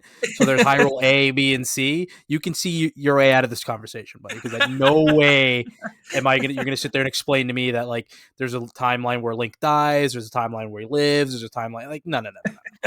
That's what we call a retcon. Somebody like, okay, let's pay someone to make this mythos make sense so we can say we have this lore and all that. Because like if you watch certain timeline theories, Skyward Sword is like at the very, very beginning of the timeline, which is like Yeah. ancient. Like no, fuck right off, like that. So let's get that out of the way. You don't have a story. Second, there are two schools of thought when it comes to Zelda fans. So you and me, I think we are classic Zelda fans now, because we're in the ilk where we got Ocarina of Time, still a great game. Majora's Mask, Yes. great game. Like Yes. Twilight Princess, Wind Waker. Like even though a lot of people don't like Wind Waker, I like Wind Waker after a while. It grew on me. But that's classic Zelda, where you go to specific dungeons and you do all that. And the stories were there; they weren't deep by any stretch of the imagination, but they were fun. They worked. Kill Ganon at the end, have fun. Right. And now we have new Zelda, where it's this big open world, and then they run into you don't have a story. So when you give me a big bland open world where my weapons break and there's too much shit to do and there's no story to really compel me to keep going, then yeah, it's gonna bore the shit out of me. So I agree with you, because I feel like Breath of the Wild is a wildly overrated game. I felt bad for Horizon, that each time a Horizon game comes out, it gets kicked in the nuts by some game that just gets monumental hype. Even though Elden Ring, I felt like, no offense, I mean, come on, but I think Elden Ring's phenomenal, personally. yeah. So it's like like one of the best games in recent memory came out alongside Horizon. They're like, motherfuckers, we got again. Yeah. Which So I mean, Forbidden West though, I listen, I haven't played it. I enjoyed Zero Dawn quite a Mhm. bit. The only reason I didn't beat it was, and I literally got to the final mission, by the way, was because Persona 5 came out that night. And I don't know if you ever heard this story. I told myself that night, I said, I'm gonna beat Zero Dawn before I play Persona 5. Yeah, no, And I had the collector's edition, and it was sitting there in my room, and I was trying to play Zero Dawn, and I was just like, I don't want to fucking do this right now. And I yeah, not cracked. happening. Yeah, I cracked and put Persona 5 in, and I had a blast. Never had any Mhm. desire to go back to Zero Dawn, by the way. or Persona And 5 for then that matter. or Persona 5, yeah. And then I played Forbidden West earlier this year, and I was like, this game kind of sucks. I don't. I mean, it doesn't suck. It's just super mild, and they wrote Aloy in a really unlikable way. If you want to see how to write a really good female protagonist, look at Estelle Bright from Trails in the Sky. She is Correct. phenomenal. Aloy sucks. So that's what I'm just gonna say. Aloy sucks, and she has no good supporting cast either. So the world is really cool, and I think the story would be really cool, but the main character sucks, and so do all the side Yeah. characters. So there's no actual like personal writing going on there. But what So was we talking about? Oh, Breath of the Wild. Yeah, yeah, are we Zelda Breath, guys? Breath of the Wild has nothing going on for 90% of the game, and I don't. Dude, listen, Xenoblade 3 has a massive open world, right? You go on those maps, and they are huge. And there's a lot going on. There's music.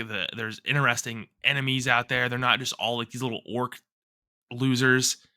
And and it's fun to explore. There's no music in Breath of the Wild, and there's no writing, and it's just it's one of the biggest like confusion that I've ever gotten in the gaming industry, because this game is so widely beloved.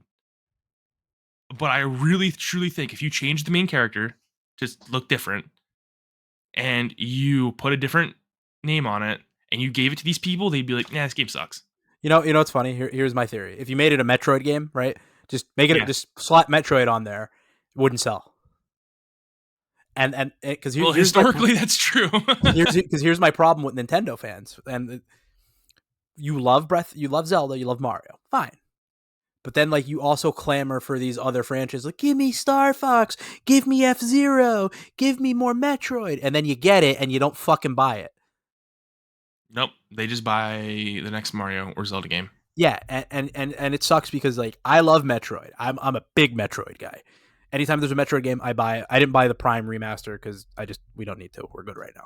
But I loved Metroid Dread. The Metroid Dread is like one of my favorite games of last gen, or not last gen, this gen. And but going back to the Zelda argument, yeah, I just feel like I'm a classic Zelda guy. And now that I know that about myself, I don't think I'm gonna buy Tears of the Kingdom. I thought I was. I'm like, you know what? Yeah, Tears of the Kingdom. I'm like, wait, you didn't like Breath of the Wild. You weren't a Breath of the Wild guy. Yeah, So, are you ready for the massive hype wave that's coming for Tears of the Kingdom? Are you ready to exist in that world? I'm just gonna ignore all of them. Like, also, real quick, so they put out a pretty sweet Pro controller. Gone in an hour. that's that. I mean, that's just Nintendo. Like, I hate I'm it. so tired of like the shenanigans that they put out. But what I here's what I'll say. Here's what I'll say. I'll come back to Zelda when Link is voice acted properly. When I see him talking, It won't we'll, happen. we'll Never do it, will never happen. and I'm never coming back. No.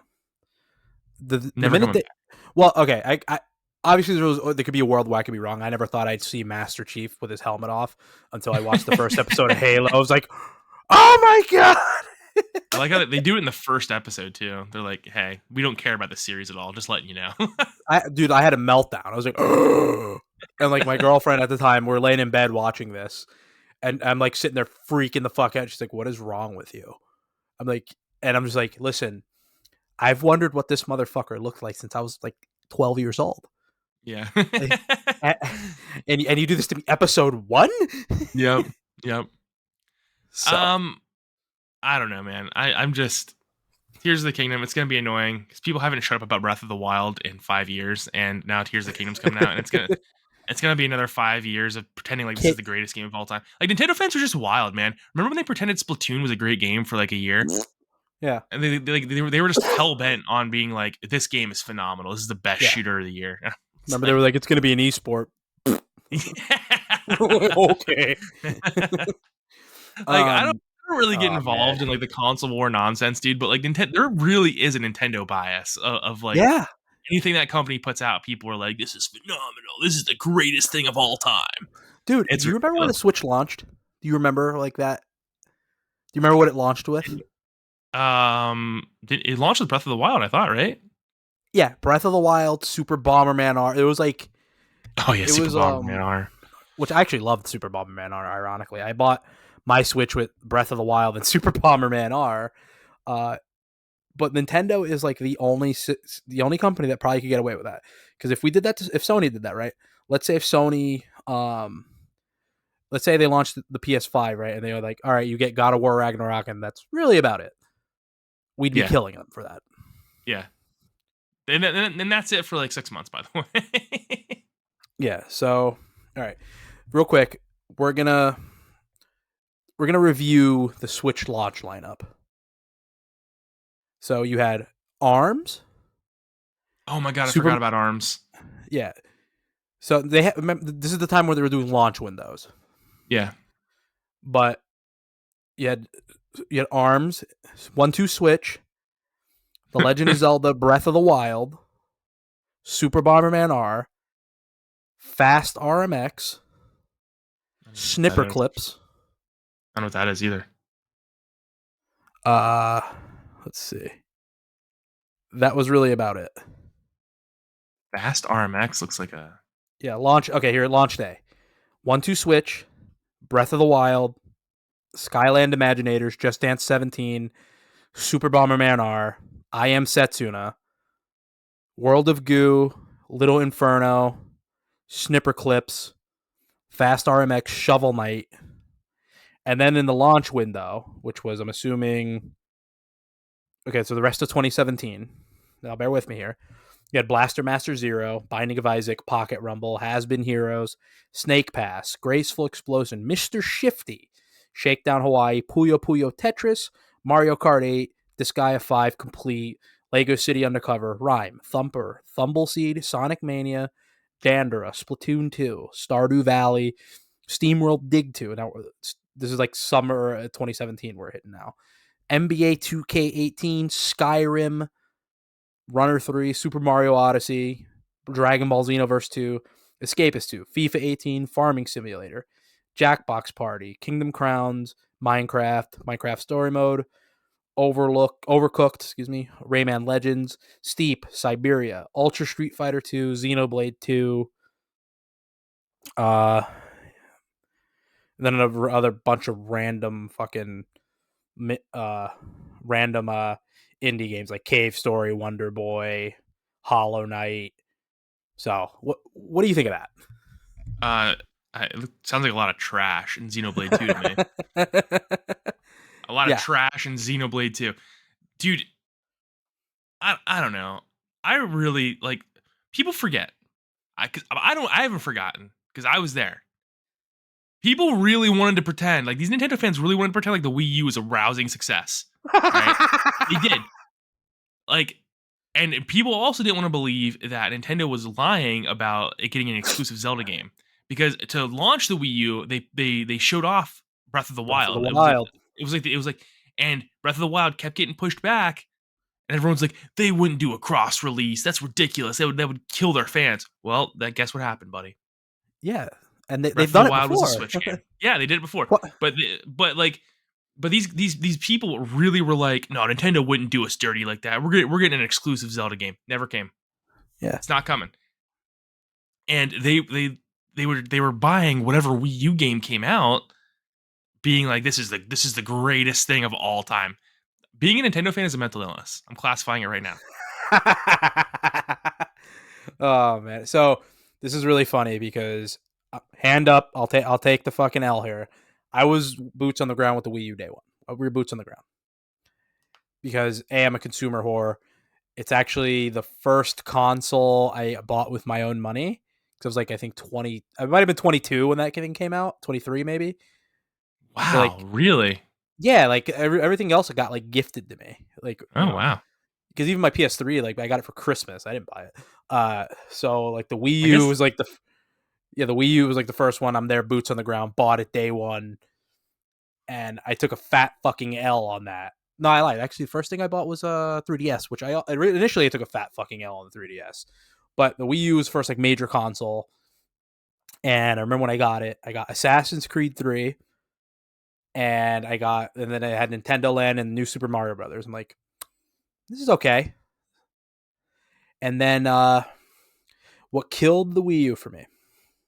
And the minute remember when my apartment got burglarized? Mhm. because I had a Wii U. I had the black Wii U, the 32 gigabyte. I had the Pro controller, which shout out to that Pro controller because I really liked that Pro controller they had. That is the one thing Nintendo does well. Is the Yeah, Pro controllers are great. Yeah. yeah. So I had that, and I was ready for Xenoblade Chronicles X and Tokyo Mirage Sessions. So we were ready. Like the RPGs were coming, baby. Like I'm like, all right. Hmm. And Smash had just come out. Then my apartment gets burglarized, and they steal my Wii U,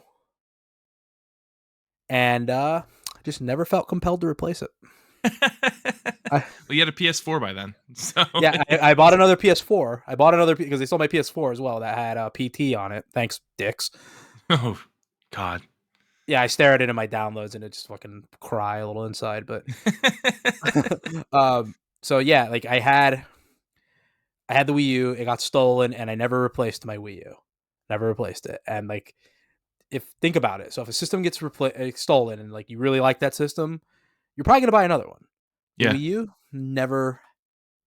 The only reason I would literally buy a Wii U right now is to play Xenoblade Chronicles X because I feel like we're Hmm. not gonna get that one. I feel like that's the one that's gonna be trapped. But yeah, I agree because it doesn't connect to Xenoblade Chronicles 1, 2, Yeah, or 3. yeah, So and now it's just confusing. They shouldn't have made it a Xenoblade Chronicles game. It was weird they right. did that. I don't know what they were Yeah, and I just thinking. feel like that game's trapped now, and I feel like now it's gonna now because the Wii. Well, here's where I'm scared about the Wii U. The Wii U is probably, unfortunately, going to go the route of the Saturn. It is an isolated, controlled system, and there's a lot of random like people. A lot of collectors feel they can get complete sets for it now because there's not that many games that came out. So that has a lot of things working against it right now. That like it's gonna be a system like if you're a collector, if you didn't already buy a Wii U, chances are you're ass out of luck because you're not gonna find one. I would rather I'd drag rather my not find one, by balls the way. through a football field of glass than buy a Wii U game. Yeah, there's nothing on the Wii U that like it's a failed system. It's not even like, oh, it was ahead of its time. It was, you know what it really was? They turned your living room into a giant DS. That's what it fucking was. And then they didn't even do it. They could have played you reasonably could have played DS games on the Wii U, and they didn't even do it. Right. They They fucked chose that not up to. too. Yeah, like Yeah, Kid Icarus should have been a Wii U game, by the for the record. But you also know when I knew the jig was up. Remember the tablet? Like, oh, you could play games completely exclusively on the tablet too. Which, eh. But one night I was in my smoking apartment, little tiny 2-bedroom apartment. Rent was $450 between two people, so we're living like kings. Like living like fucking kings, let me tell you. And I'm playing the fuck was it? I was playing Assassin's Creed 3. I was playing it. And I'm like, you know what? I really got to take a crap. So I get up. I put the I'm like, I was going to put the controller and I'm like, "Oh wait, I could play this tablet mode, right?" So I go walk in over to my bathroom. Thing loses connection. I'm like, oh no, no, no, no, no, no, no, no, no, Nintendo, no. Yeah, it had like a 15-foot range or something like that, right? Yeah, Like it we was the really jig it was really small. the jig was up. That's when I knew I'm like, that's not good. So at least It they was a got it right with Switch. yeah. I mean, the Switch is a good console. I genuinely like the Switch. I like the clickiness of the Joy Cons Yeah, and whatnot. Doesn't excuse Breath of the Wild though. It doesn't excuse the craze of the Nintendo fans. I don't understand them no, yeah, because like yeah, I I agree. like Sony's probably my primary ecosystem, right? I have no problem being like Forbidden West sucks. No Hmm. problem. No, I have no problem being like Forbidden West sucks and the PS5 is really underwhelming right now. But you couldn't get that from the Wii U fans. They were No, hell bent on being like, no, our console is awesome. As they cry themselves to sleep every night. dude, listen, Wii U fans, you didn't even get a Fire Emblem. You didn't get nothing. We've got And the Switch has gotten two Fire Emblems. Nintendo was fine just being like that's what you're gonna get. You're gonna like it. Yeah, I really there was. think I really Go ahead. think that like after the first year the Wii U was out, Nintendo was like, we're gonna make something different and we're gonna just develop for that now. So Yeah. So, hey, could you pause it real quick? yeah. Sorry about that. We had a quick hiccup. Also, I needed to pee. Needed another beer here. Swig a Yingling beer and to the Lager working man. classic. Yeah, classic Pennsylvania beer. Oh, it's gonna foam. No, it's not gonna foam. All right, we're good. I always hate that with a bottled beer. You fucking take a swig and so we were on the topic of Nintendo, and then we kind of got into the Wii U, and we're making fun of them. Now we did say Nintendo fanboyism is a mental illness. What are we gonna coin that, by the way? Like, what are we calling Nintendo fanboy that mental illness? Nintenditis. Maybe. The osteo Nintendo porosis. Almost sounds like Ostendo. Ho, ho, ho. Shout out to a um, certain somebody. um, um, I don't know. You know what? I feel like you know who needs to take the stand and counter argument is your boy Austin there. He's grown a lot. Like, listen, I don't think he would have too much of an issue of what we were saying, except for like me jokingly saying that Nintendo fans have mental illness. Because I No, think being a Nintendo looking fan is the mental illness. right, I think looking back, he can probably understand that like those Wii U days were crazy, and him and Coach really did defend it. I That was know. true. That was true. They really did defend the Wii U. I so wish we could have that debate, but I'd probably end up insulting somebody because I'm an asshole, but it's fine. So, yeah, if you're a Nintendo fanboy, you have we're gonna figure out what the term is. I like Nintenditis because like Nintenditis. it just leads you to just see things that aren't real. It's like having dementia. Like Yeah. it's like fucking like oh so oh man, that's funny. Moving on. We're talking we mentioned RPGs a little bit. Did you see allegedly the Legend of Dragoon sold 2 million copies? That's awesome. Phenomenal. Yeah, like so it was I guess downloaded a bunch and people bought it just to have it digitally. Do you think that means Sony's going to look at that and be like, "Hey," or do you think Sony's going to be like, "Meh"? Yeah, I don't think we're gonna see another Legend of Dragoon game. I know people say they want it, but I just don't see it happening, man. I mean, Sony's so far off from creating games like that now, and I like the Legend of Dragoon. I've never beaten it. I've gotten really far. It's a long RPG. I think. Let me look it up. Wait, you never beat the Legend of Dragoon? Mm-mm. Then why'd you two assholes tell me I had to beat it years ago? I mean, listen, Watson has been way more adamant about Legend of Dragoon. I've always just said it's a pretty good game. Actually, it's not that long. It's 48 hours. I don't know why I always thought it was way longer than it needed to be. That's Watson's a pretty also long never game, beaten it.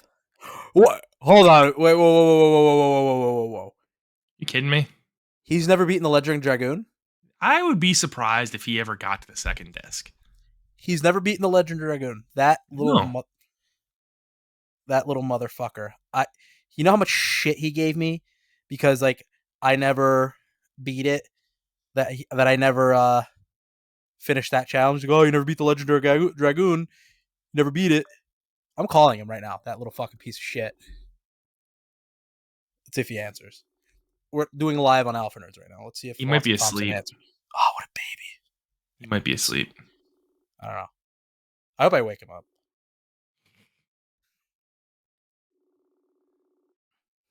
This is live Yeah, reaction. live reaction. Yeah, he's not gonna pick up. Speaking of Watson, he just beat Bioshock Infinite recently. Yeah, I remember he called you. Come on, Loved Watson. Oh, you little motherfucker. I'm so mad at him. Watson, I'm coming for you. He didn't pick up. it. You need to show him this clip. Watson, I'm coming for you. I'm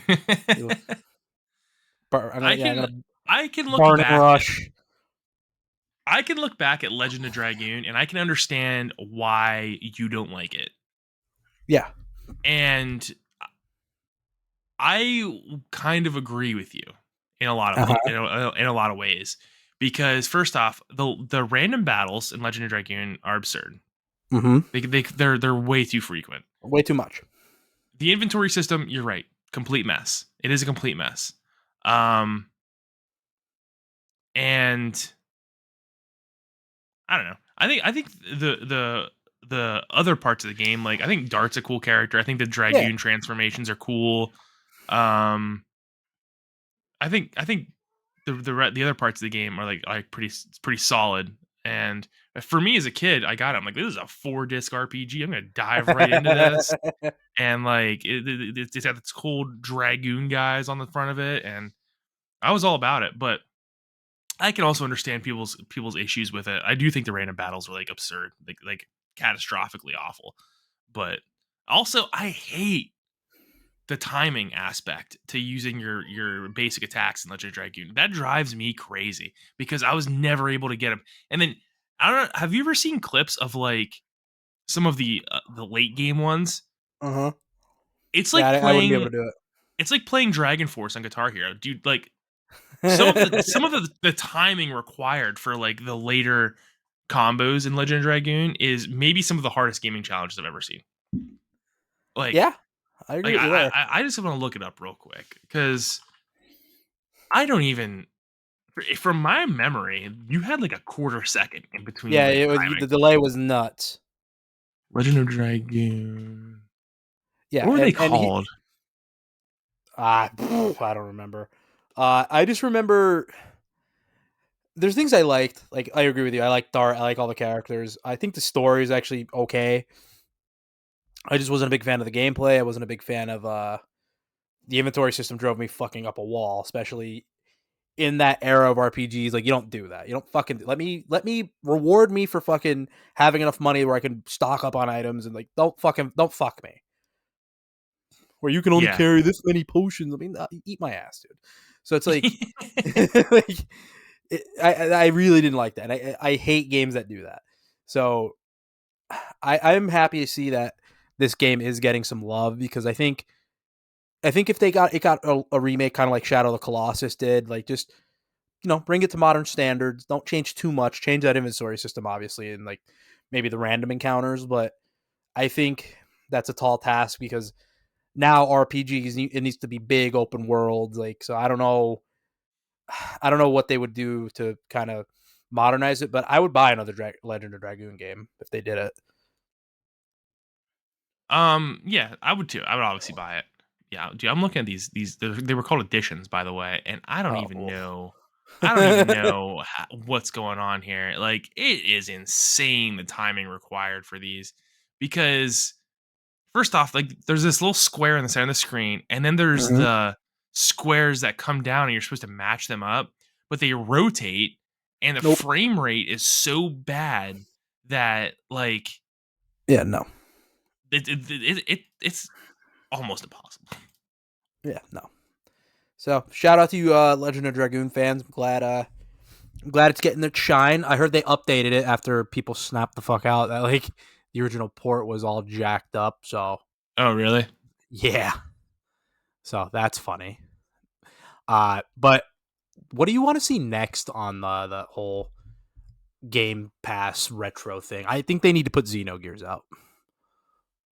Yeah, I would agree. Xenogears is a game that has been lost to time, Also, what is and Square doing? Why isn't Square jumping on this? but Xenogears. No, like just putting out games on that service. It's just Sony first party stuff right now, and Oh, like I maybe don't some know. third party stuff. But like I feel like Square's like we have this whole back catalog. Here you go, love us again.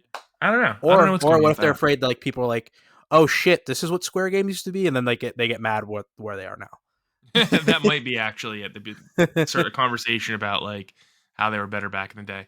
Yeah, I would love to see Xenogears. Xenogears is probably the game with the most unique combat system of classic RPGs I've ever seen, and it's really good. It's phenomenal. The only reason I don't think you would see it is because um this series has been rebooted twice now, Yeah, and it got rebooted into Xenosaga, and then got rebooted again into Xenoblade. Xenoblade. Yeah, sorry, and it's technically all the same vision from the same Mm. creator, So so they like get they a little share redundant.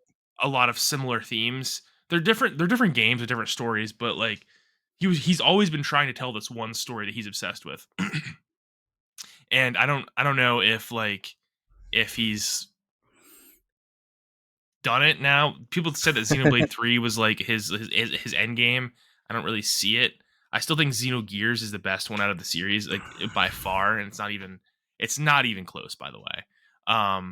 Xenogears, by the way, like made me completely change my view on the world. And it's the only game that's ever done that to me. It's the only game.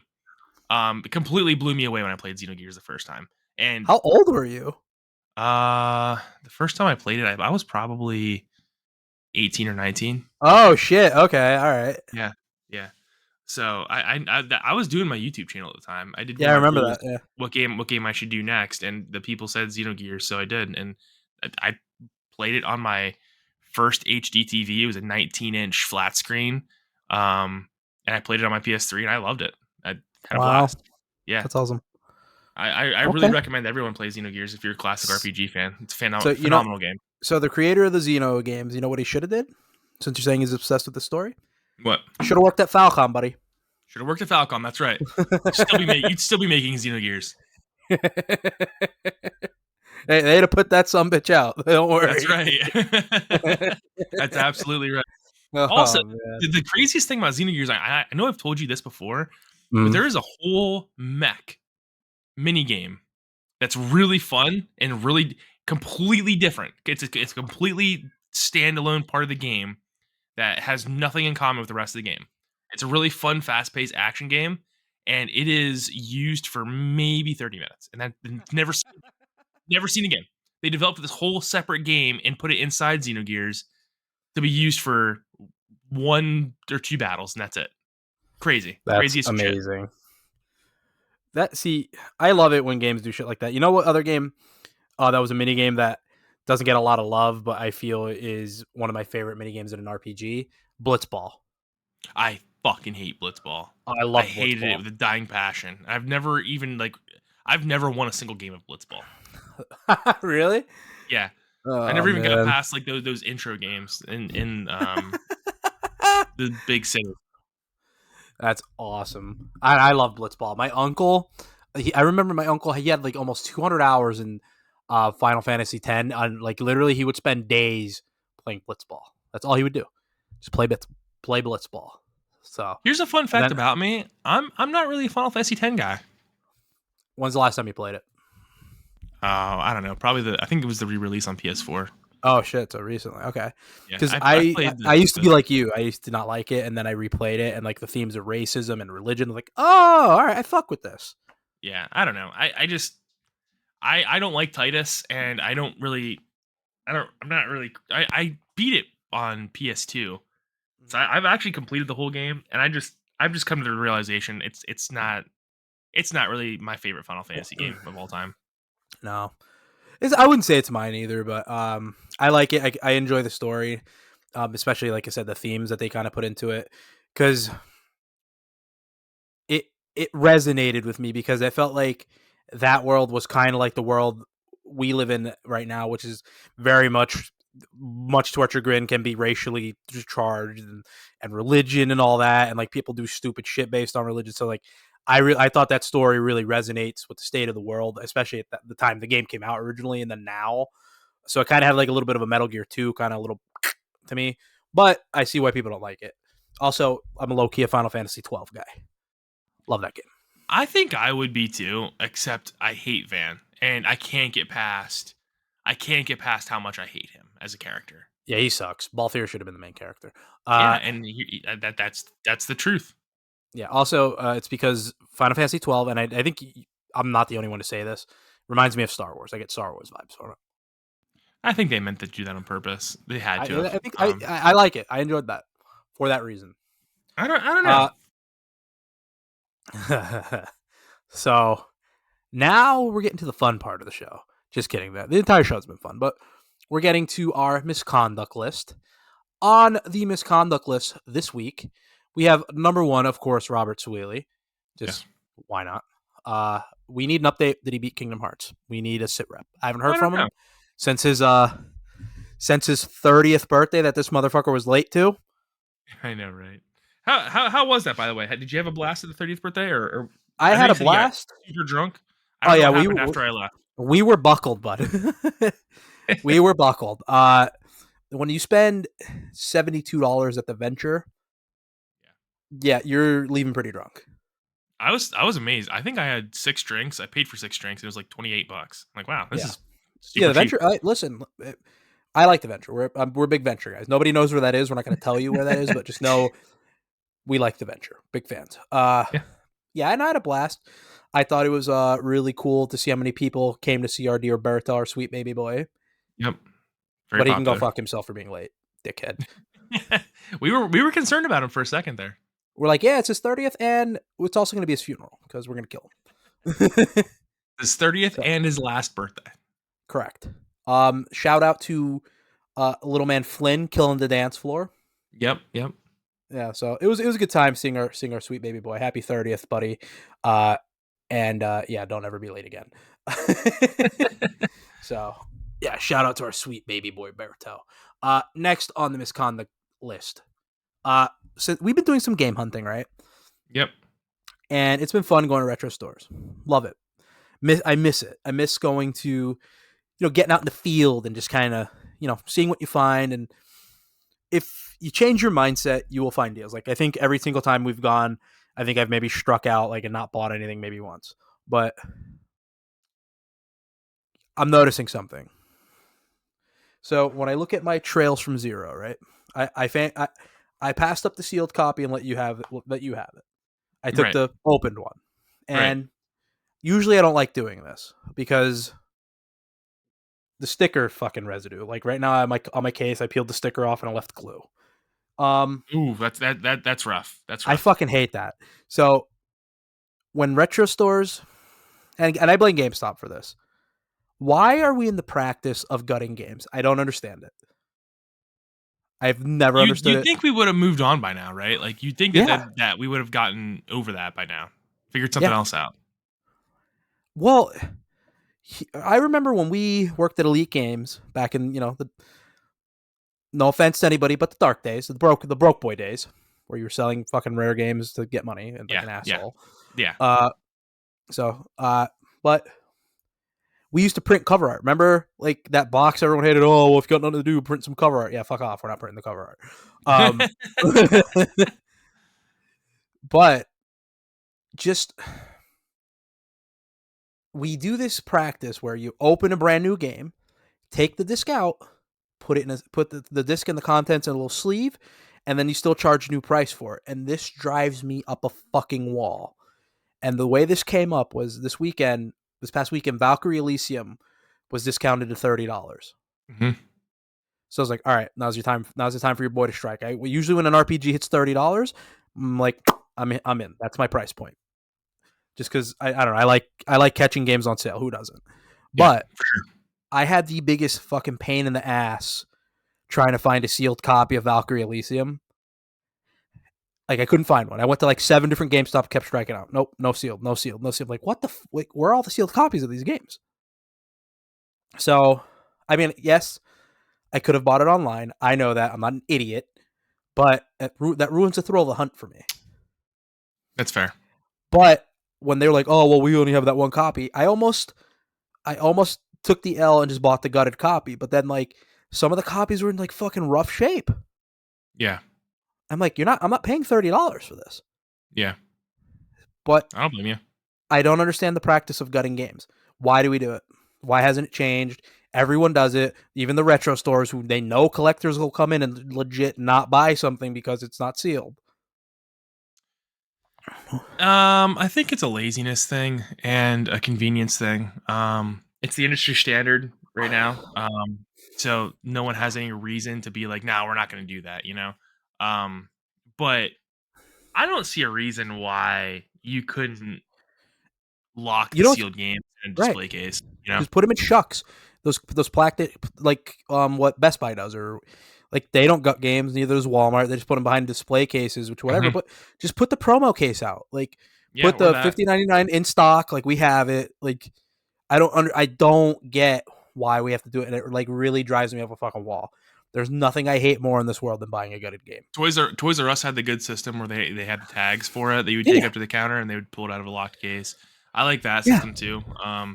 It's just everyone's trying to copy GameStop, I think, still, and GameStop has, as we've talked about many times, been a plague on collecting and just the Yeah, industry in general. So, but here's the thing: as much as you talk to anybody who works at a retro store, right? The recurring theme is, oh, fuck GameStop, or any indie store. Oh, we don't like GameStop. Blah blah blah. All that. They'll talk mhm, all this shit on them, right? Yet every single one of you motherfuckers tries to be GameStop. right, every single one, Yeah. because that they're that's the idea that I think they have in their head for Game Store. I don't know what it is. No. I Yeah. don't know. It drives me up the wall. And like, so the stores we've been visiting, more or less have been pretty good about stuff. Like, yeah, at Just Press Play, I bought the gutted copy, but whatever. Um, and then when we went to, was it Cartridges Galore, Hmm. I believe, they had a pretty decent inventory, but they had gutted games too. And I was like, how is this the standard everywhere? Who is gonna take the stand the fuck up and be like, we're not gutting games anymore? You know what? No need for it. What bothers me just as much as that is GameStop price matching. Yeah. I hate that. If I was gonna make a video game store, I'd probably price match from like pricecharting.com or something like that. Yeah. Or but why are we price matching GameStop? They're completely irrelevant these days. And how are they determining value? It's like, Right. I agree. And then the other I don't thing, know. what is with these stickers, man? Yeah. How do we not know? And the retro stores get it worse from me than GameStop does, because they're GameStop. They don't give a fuck, whatever. But Right. if you're a store that your market is collectors, more likely, and you're an indie store, like, get better stickers. We did Yeah. it. I remember that was the one victory we had, because I remember we all bitched up and down about those shitty fucking Tam stickers, Hmm. and like we hated them so fucking much. Hmm. And finally, the owners caved. They're like, okay, we got better stickers. Yeah. It's important. Eh, yeah, People don't realize it is important. Um, And like I said before, no matter what you do, you can always see like a damage you to can the see the yeah, case or like the residue. It yeah, never works out. Like people are like, I'll use Goo Gone. I've used Goo Gone. It yeah. still leaves a residue.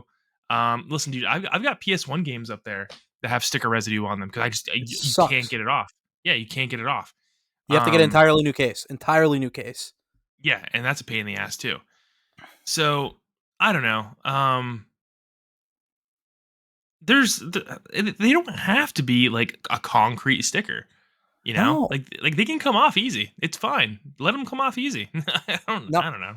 So what I've been encountering down here in the greater Philadelphia area, in stores I go to here, I was just recently at a store in Jersey, and then a store in Delaware, and then a store back in Pennsylvania, and they all do this. They they more or less shrink wrap games. They like put them in like little plastic protective cases, Oh, okay. and they That's put the nice. sticker on that, and I like that. I like So that. there was a store in Williamsport a long time ago. I can't even remember the name of it. Lame gamer. I think that was. I think it was Lame Gamer. Yeah. They had a weird price system, but it did solve the sticker issue where they would put the colored yard sale stickers on the corner of the Yeah. boxes, and Right. they would have a chart that would be like, this color is this to this price or this to this price, and that worked out pretty well because those yard sale stickers came off. And Lame Gamer was like a really very independent operation. I think they struggled from day one because they didn't know what they were doing, but um, it was cool to see like a different video game store in Williamsport other than GameStop for a while. Hmm. But I didn't mind that system. Sure, there was like weren't exactly sure what the price was, but it was the like within $5. Yeah, So ballpark. yeah, Yeah. I don't So know. it's just, again, we're splitting hairs here, but just little things that piss collectors off. Yeah. Like, it's the little things. So retro stores, this goes for all of you, because when I come in now, I have a critical eye. I have a very critical eye. There's a couple things that will like automatically turn me off from a store the minute I go in.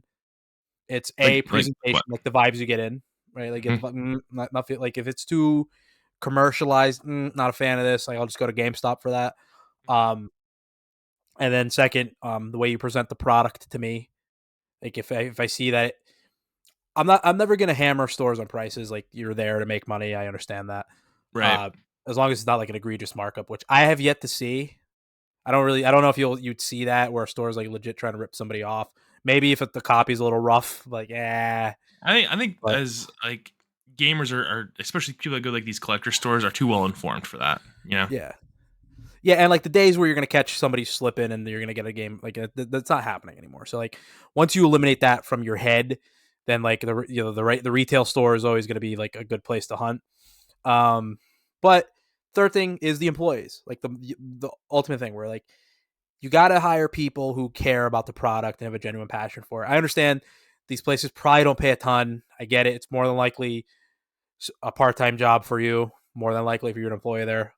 Uh, but you gotta like act like you care about the product. And if I Right. feel like you care about the product, I'm more than likely gonna buy something there because I want to support the business. So it's just like there's been a couple stores that I've gone into. I'm not gonna mention any names because you're not gonna get a plug on the show that nobody watches. But still, in case someone does watch it, we ain't talking about you. Where I go in and it's just like the vibes are off. The employee doesn't give a fuck.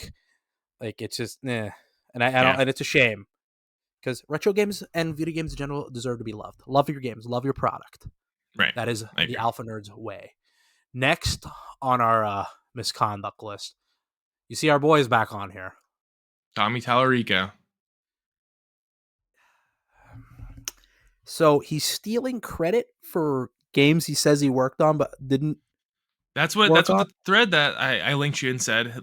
Um, he apparently was lying about working on these games, which kind of lines up for him, right? I mean, like Yeah, he's kind of got like a scumbag thing going on. yeah. Anytime, any opportunity for him to be a complete scumbag, it's just like he's all over it.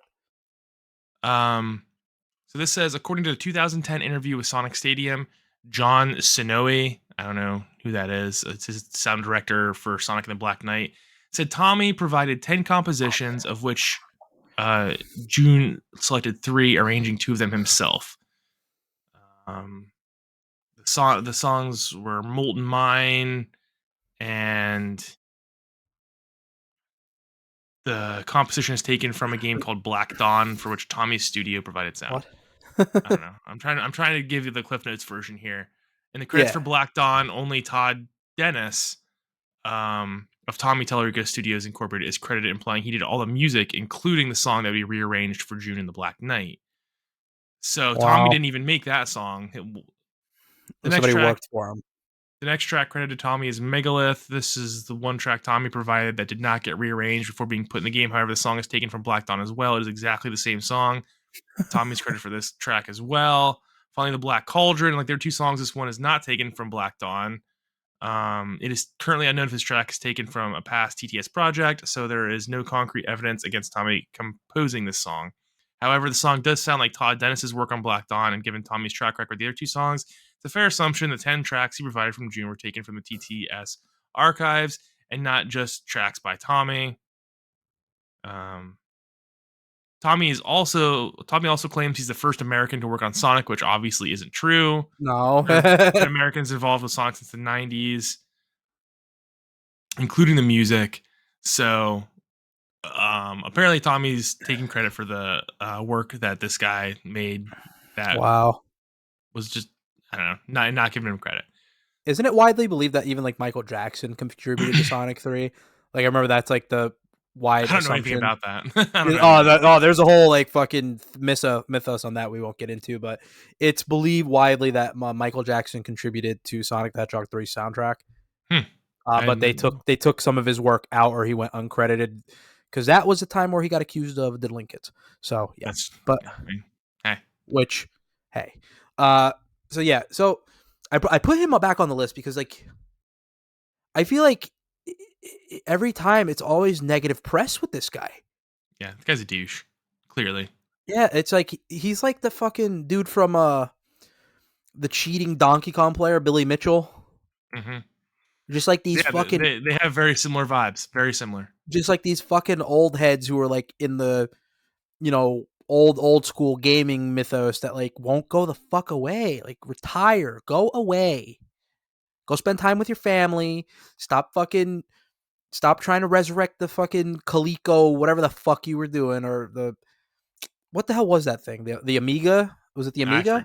forget. No one cared about it. Whatever it Dude, it was. was it was whatever dumbass system that nobody fucking bought that nobody gave a fuck about. Hmm. And like, stop, just go away, man. It's okay. Retire. Go away. We don't give a fuck. Like, yeah, we're talking about it, obviously, but like, grand scheme of things, like today's gaming industry doesn't give a flying fuck about Tommy Tallarico. No, And yeah. But if they disappear, then they stop getting attention from their 13 fans. So yeah, like, and it's just like, why are these guys looked at as such industry? Like, I wouldn't say legend because that's a bit of a stretch, but like person of significance or relevance in the gaming industry. Yeah, he created some songs for some games that debatably no one played. yeah, Because I remember we went through his discography. I'm like, I don't remember any of this, and that was during that weird time period where the gaming industry that like early to mid '90s time where like gaming kind of sucked. Not gonna lie, yeah. but yeah. So Tommy Tallarico, this is the final time we will speak his name on this show. We could just we can leave his name permanently there because he can go fuck himself. But What if he kills somebody? We're clearly gonna have to talk to him. yeah, we'll have to talk about that. But other than that, so yeah, Tommy, you have to commit a murder in order for us to uh, talk about you again. But yeah, you're permanently on the list because you're a douchebag. And I hope you get sued. Moving on. Oh shit! All right. Yeah, I hope you get sued, dude. You're a piece of shit. Moving on. Final little rant I have here on misconduct time. So, you ever see these I'm a part of a fair amount of Facebook like collector groups and message boards, so it could just be my echo chamber doing this. Hmm. But we're on the show. We're about being real, right? We'll Hmm. we'll say we'll say the things that come to our mind and not necessarily give a fuck about how if anyone gets offended. Shout out to you Star Wars fans. Uh yeah, because that was a whole fun thread. But anyway, Yeah. I keep seeing Twitter threads and Facebook threads. People, what do you think is going to be on the Dreamcast Mini? Should we get a Saturn Mini? And this falls under you N64 nut huggers who want a Mini too. You're not getting one. There's It's not not. enough even games to justify it. Yeah. So let's break this down, right? So, what would you put on the N64 Mini? The Zelda games, Mario 64, Pokemon Stadium. That's Donkey Kong. That's all I got. Yeah. Yeah. So most of that you're going to get on Switch Online. Most of that you're getting there. Yeah. So what reason do you have to get a mini N64? You don't. Buy a USB N64 controller, plug it into your Switch, and shut the fuck up. Like it's not happening. It's Yeah. not happening. Just shut the fuck up. Why All do you right, even want it? Like, who wants that? I don't even go understand the. go I 3D don't get print it. yourself a fucking Sega or a fucking 64 mini. Go 3D print yourself one. Make a Raspberry Pi. Whatever you need to do. Shut up. I never understood So, the mini consoles. I always thought the mini consoles craze was like well, absurd. I'll counteract that because I like it.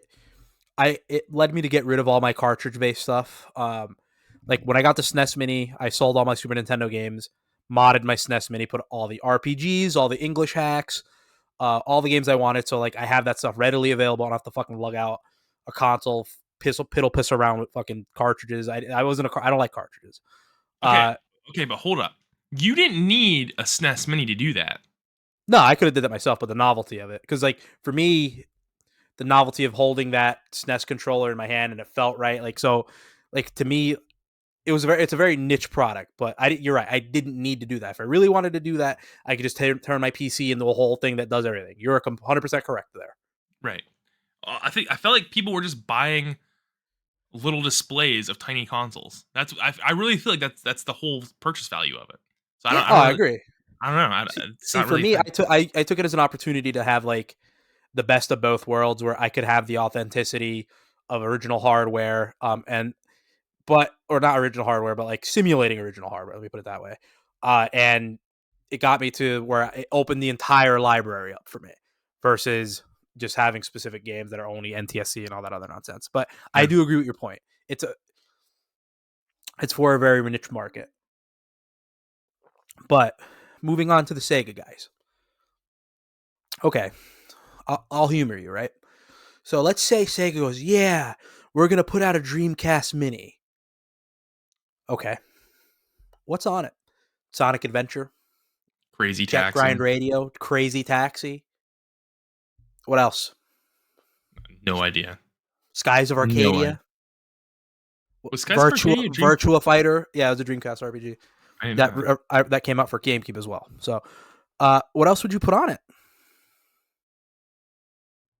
I Oh have wait, no idea. I have nothing else.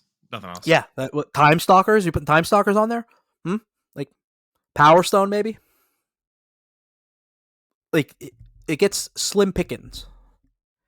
Also, the Dreamcast didn't sell well, and I love the Dreamcast. I'm a Dreamcast guy. Love it.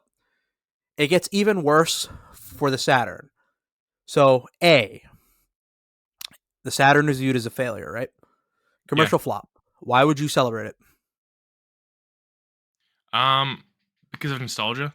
I don't know. Who has nostalgia for the Saturn? Like 10 I don't people? know. Well, I mean, like, probably. I don't know. I have no idea. So, and here's the thing. I love the Sega Saturn. I love it. I have mine modded. I have all, so I can get all the Japanese games. And usually when there's a fan translation of an RPG for the Saturn, I buy it. I'm big. I love the Saturn. Great system. But I'm not going to sit. You don't see me sitting here clamoring for a fucking mini because we don't need a mini. You know what, Seth? The best thing What? the Saturn ever gave us is, remember that night we randomly watched all those Sega to Sanshiro commercials? Yeah. That's it. That's the best thing the Sega Saturn's given us. I can't. I honestly cannot name you a single Sega Saturn game. I Yeah, don't have anything. yeah. Because like, what are you going to put on the Saturn Mini? Burning Rangers? Virtual On? Yeah. I had Virtual On. I forgot about that. Yeah, yeah. What Panzer Dragoon Saga? Oh wait, they lost the source code. No, they're not putting that on there. Virtual On is a crazily overrated game. Yeah, I know you actually hate it. I remember when I would tag you in game because it was randomly like in Yakuza 2, and Yeah. I would tag you in like, this is how it's played, pussy, and you're just like, look at me. Yeah, but you're not getting this system. You're not getting it. And here's the kind of argument like to getting the minis that I think they've done a good job. I thought, well, minus the PlayStation Mini, that kind of sucked. And that's kind of one of the reasons why I don't really like minis anymore, unless it's Well, for a cop. they started getting like much lower quality after the Super Nintendo Mini, because they made a Yeah, Genesis so Mini too that sucked pretty they bad, made two right? of them. Yeah. Well, you're thinking of the At Games one, but they also made like the original, like Sega ones. Mm-hmm. There's two of them now, where they added the Sega CD one that has like objectively shittier ports of Lunar games on there, but we're not going to talk about that. But when the Turbo Graphics Mini came out, I bought it because I never had a Turbo Graphics. And Turbo Graphics games are expensive. Like getting a Turbo right now is like over $500. Games for it are over. Yikes. Yeah. And Neo Geo had a mini, and dude, you know how bad Neo Geo collecting is? Which I don't understand, because like I actually believe people didn't really like it back in the day. Like no one talked about the Neo Geo at all. Because you couldn't No one. afford it. I didn't know anybody who had a fucking Neo Geo.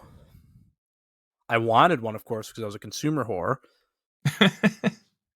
Hang on. I'm going to tell you a price for this game, and you're going to tell me if you believe me or not. Hang on. Okay. Let's see. Mark of the Wolves. Buy it now. Oh, hang on. I got to specify because I forgot they re-released this. All right. So, how much do you think a copy of Garo Mark of the Wolves, which is a Fatal Fury game, goes for on Neo Geo? Neo Geo is super niche. I don't know. $175. Try 1,500. Oh my god. That's ridiculous. Mm-hmm. Wow. Yeah, so try that. $1,500. It gets worse. So a copy of Metal Slug 2 for the Neo Geo AES, which is the home console, the Japan version. Guess how much the price? All right. Well, now I see the ballpark we're working at. Um, Metal Slug 2, objectively a worse game than Fatal Fury. $1,200. Try $7,000, buddy. What? Hey man, what? Who's collecting for Neo Geo? Stop it. Yeah, fucking Jeff Bezos is collecting for Neo Yeah. Geo. What in So tarnation is going on yeah, here?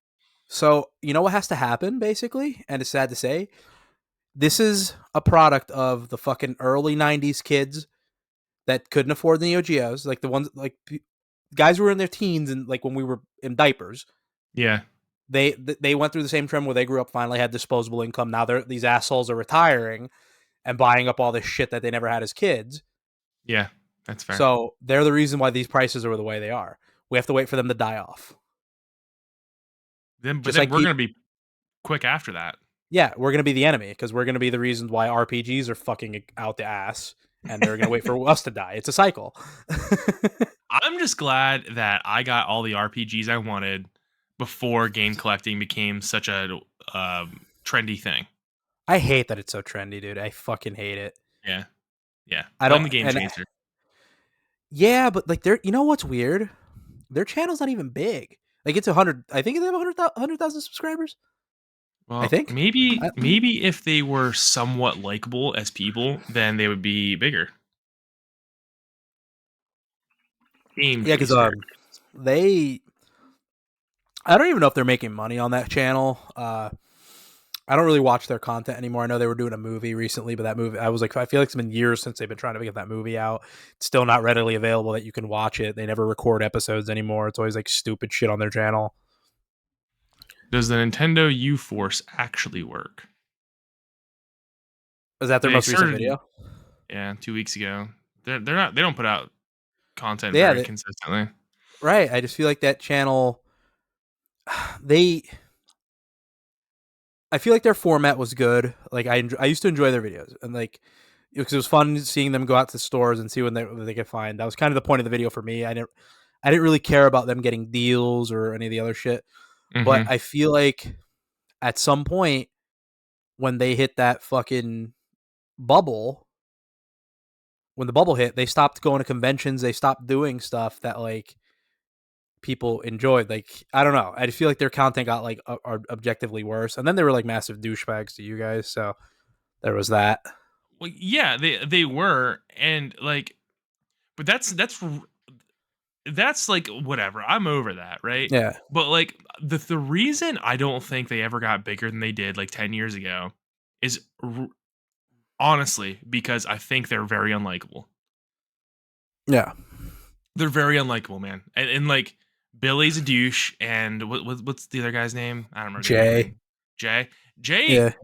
also comes off as a douche. I haven't ever like had a conversation with Jay, just Billy, but like I always thought Billy was a douche, and he had this controversy in like the mid. It was like a couple years after they got big, where he like opened up a GoFundMe to get like new editing equipment and like a computer and whatnot, and he took thousands of dollars, and then no one ever saw it ever again. He's like, Yeah. "Oh, I need this for editing," and then like his videos never improved or anything like that, and he took a lot of flack for that, but Yeah. I don't know. I don't find them appealing anyway. I've never been a Game Chasers guy. I think I watched the first season when it was coming out because it was new and different, and Well, after that I was over it. I used to like them because like they would go to different stores and it was basically like a travel. It became like a travel channel. Yeah, the games were like the important part, I suppose, like the point of the video. But like Hmm. them going to like Con Bravo or them finding like this fucking sweet game store and like Texarkana, like shit like that, like I thought was cool. Yeah, But that is and cool. that's kind of like if we were to start doing videos like that would be kind of, no offense to them, that would be what our plan would be. Just it's not about finding shit. It's just getting out there, talking to other gamers. Like it's about the community. It's about the fucking. It's about the I, I'm trying to think of the word here. the medium. It's about the medium. Like it's about gaming. Like who gives a flying like yeah, if you find something cool, but who gives a flying fuck? Like you're not going to, not in this day and age. But it's about just meeting other gamers and talking games and having those memories. And I think it's cool for people. People love travel. Like people love to see new shit. So just I don't know. I felt like they lost their way. It looks like Billy made like a real effort to become a full time YouTuber like 4 years ago, Yeah. and then just gave up because he was putting out consistent videos and like doing the They probably whole got a like clickbait thing, they probably and got a real job because he probably had to. They probably weren't making no money. well, his views were up. His views were doing pretty well. Like, and then he like looks like he gave up. Just got Yeah. over it.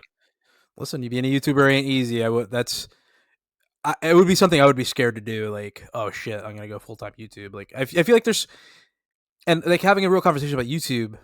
Moving off the game chasers, like I feel like it's like content creator right now is like probably one of the toughest to me, the toughest medium to get into right now. There's so many.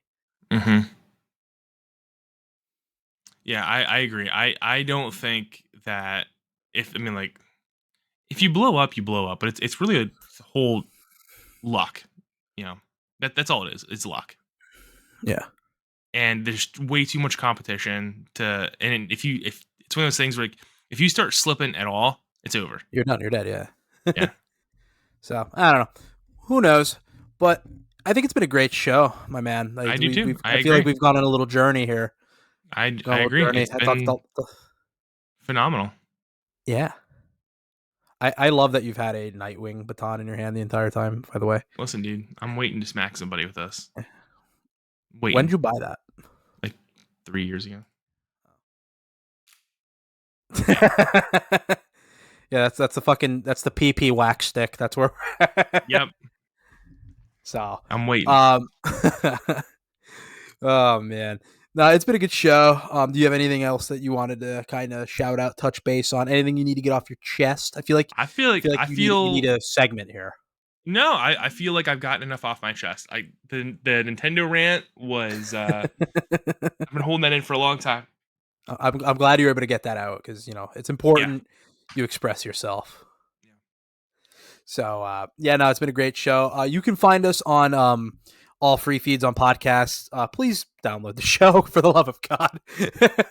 We checked the metrics and that hurt. That was a kick in the dick, but it's Just the okay. audio version, then. Just the audio Yeah, version. Our yeah, YouTube channel's fine. yeah. Check us out on Podbean, Stitcher, and wherever you can get your podcasts.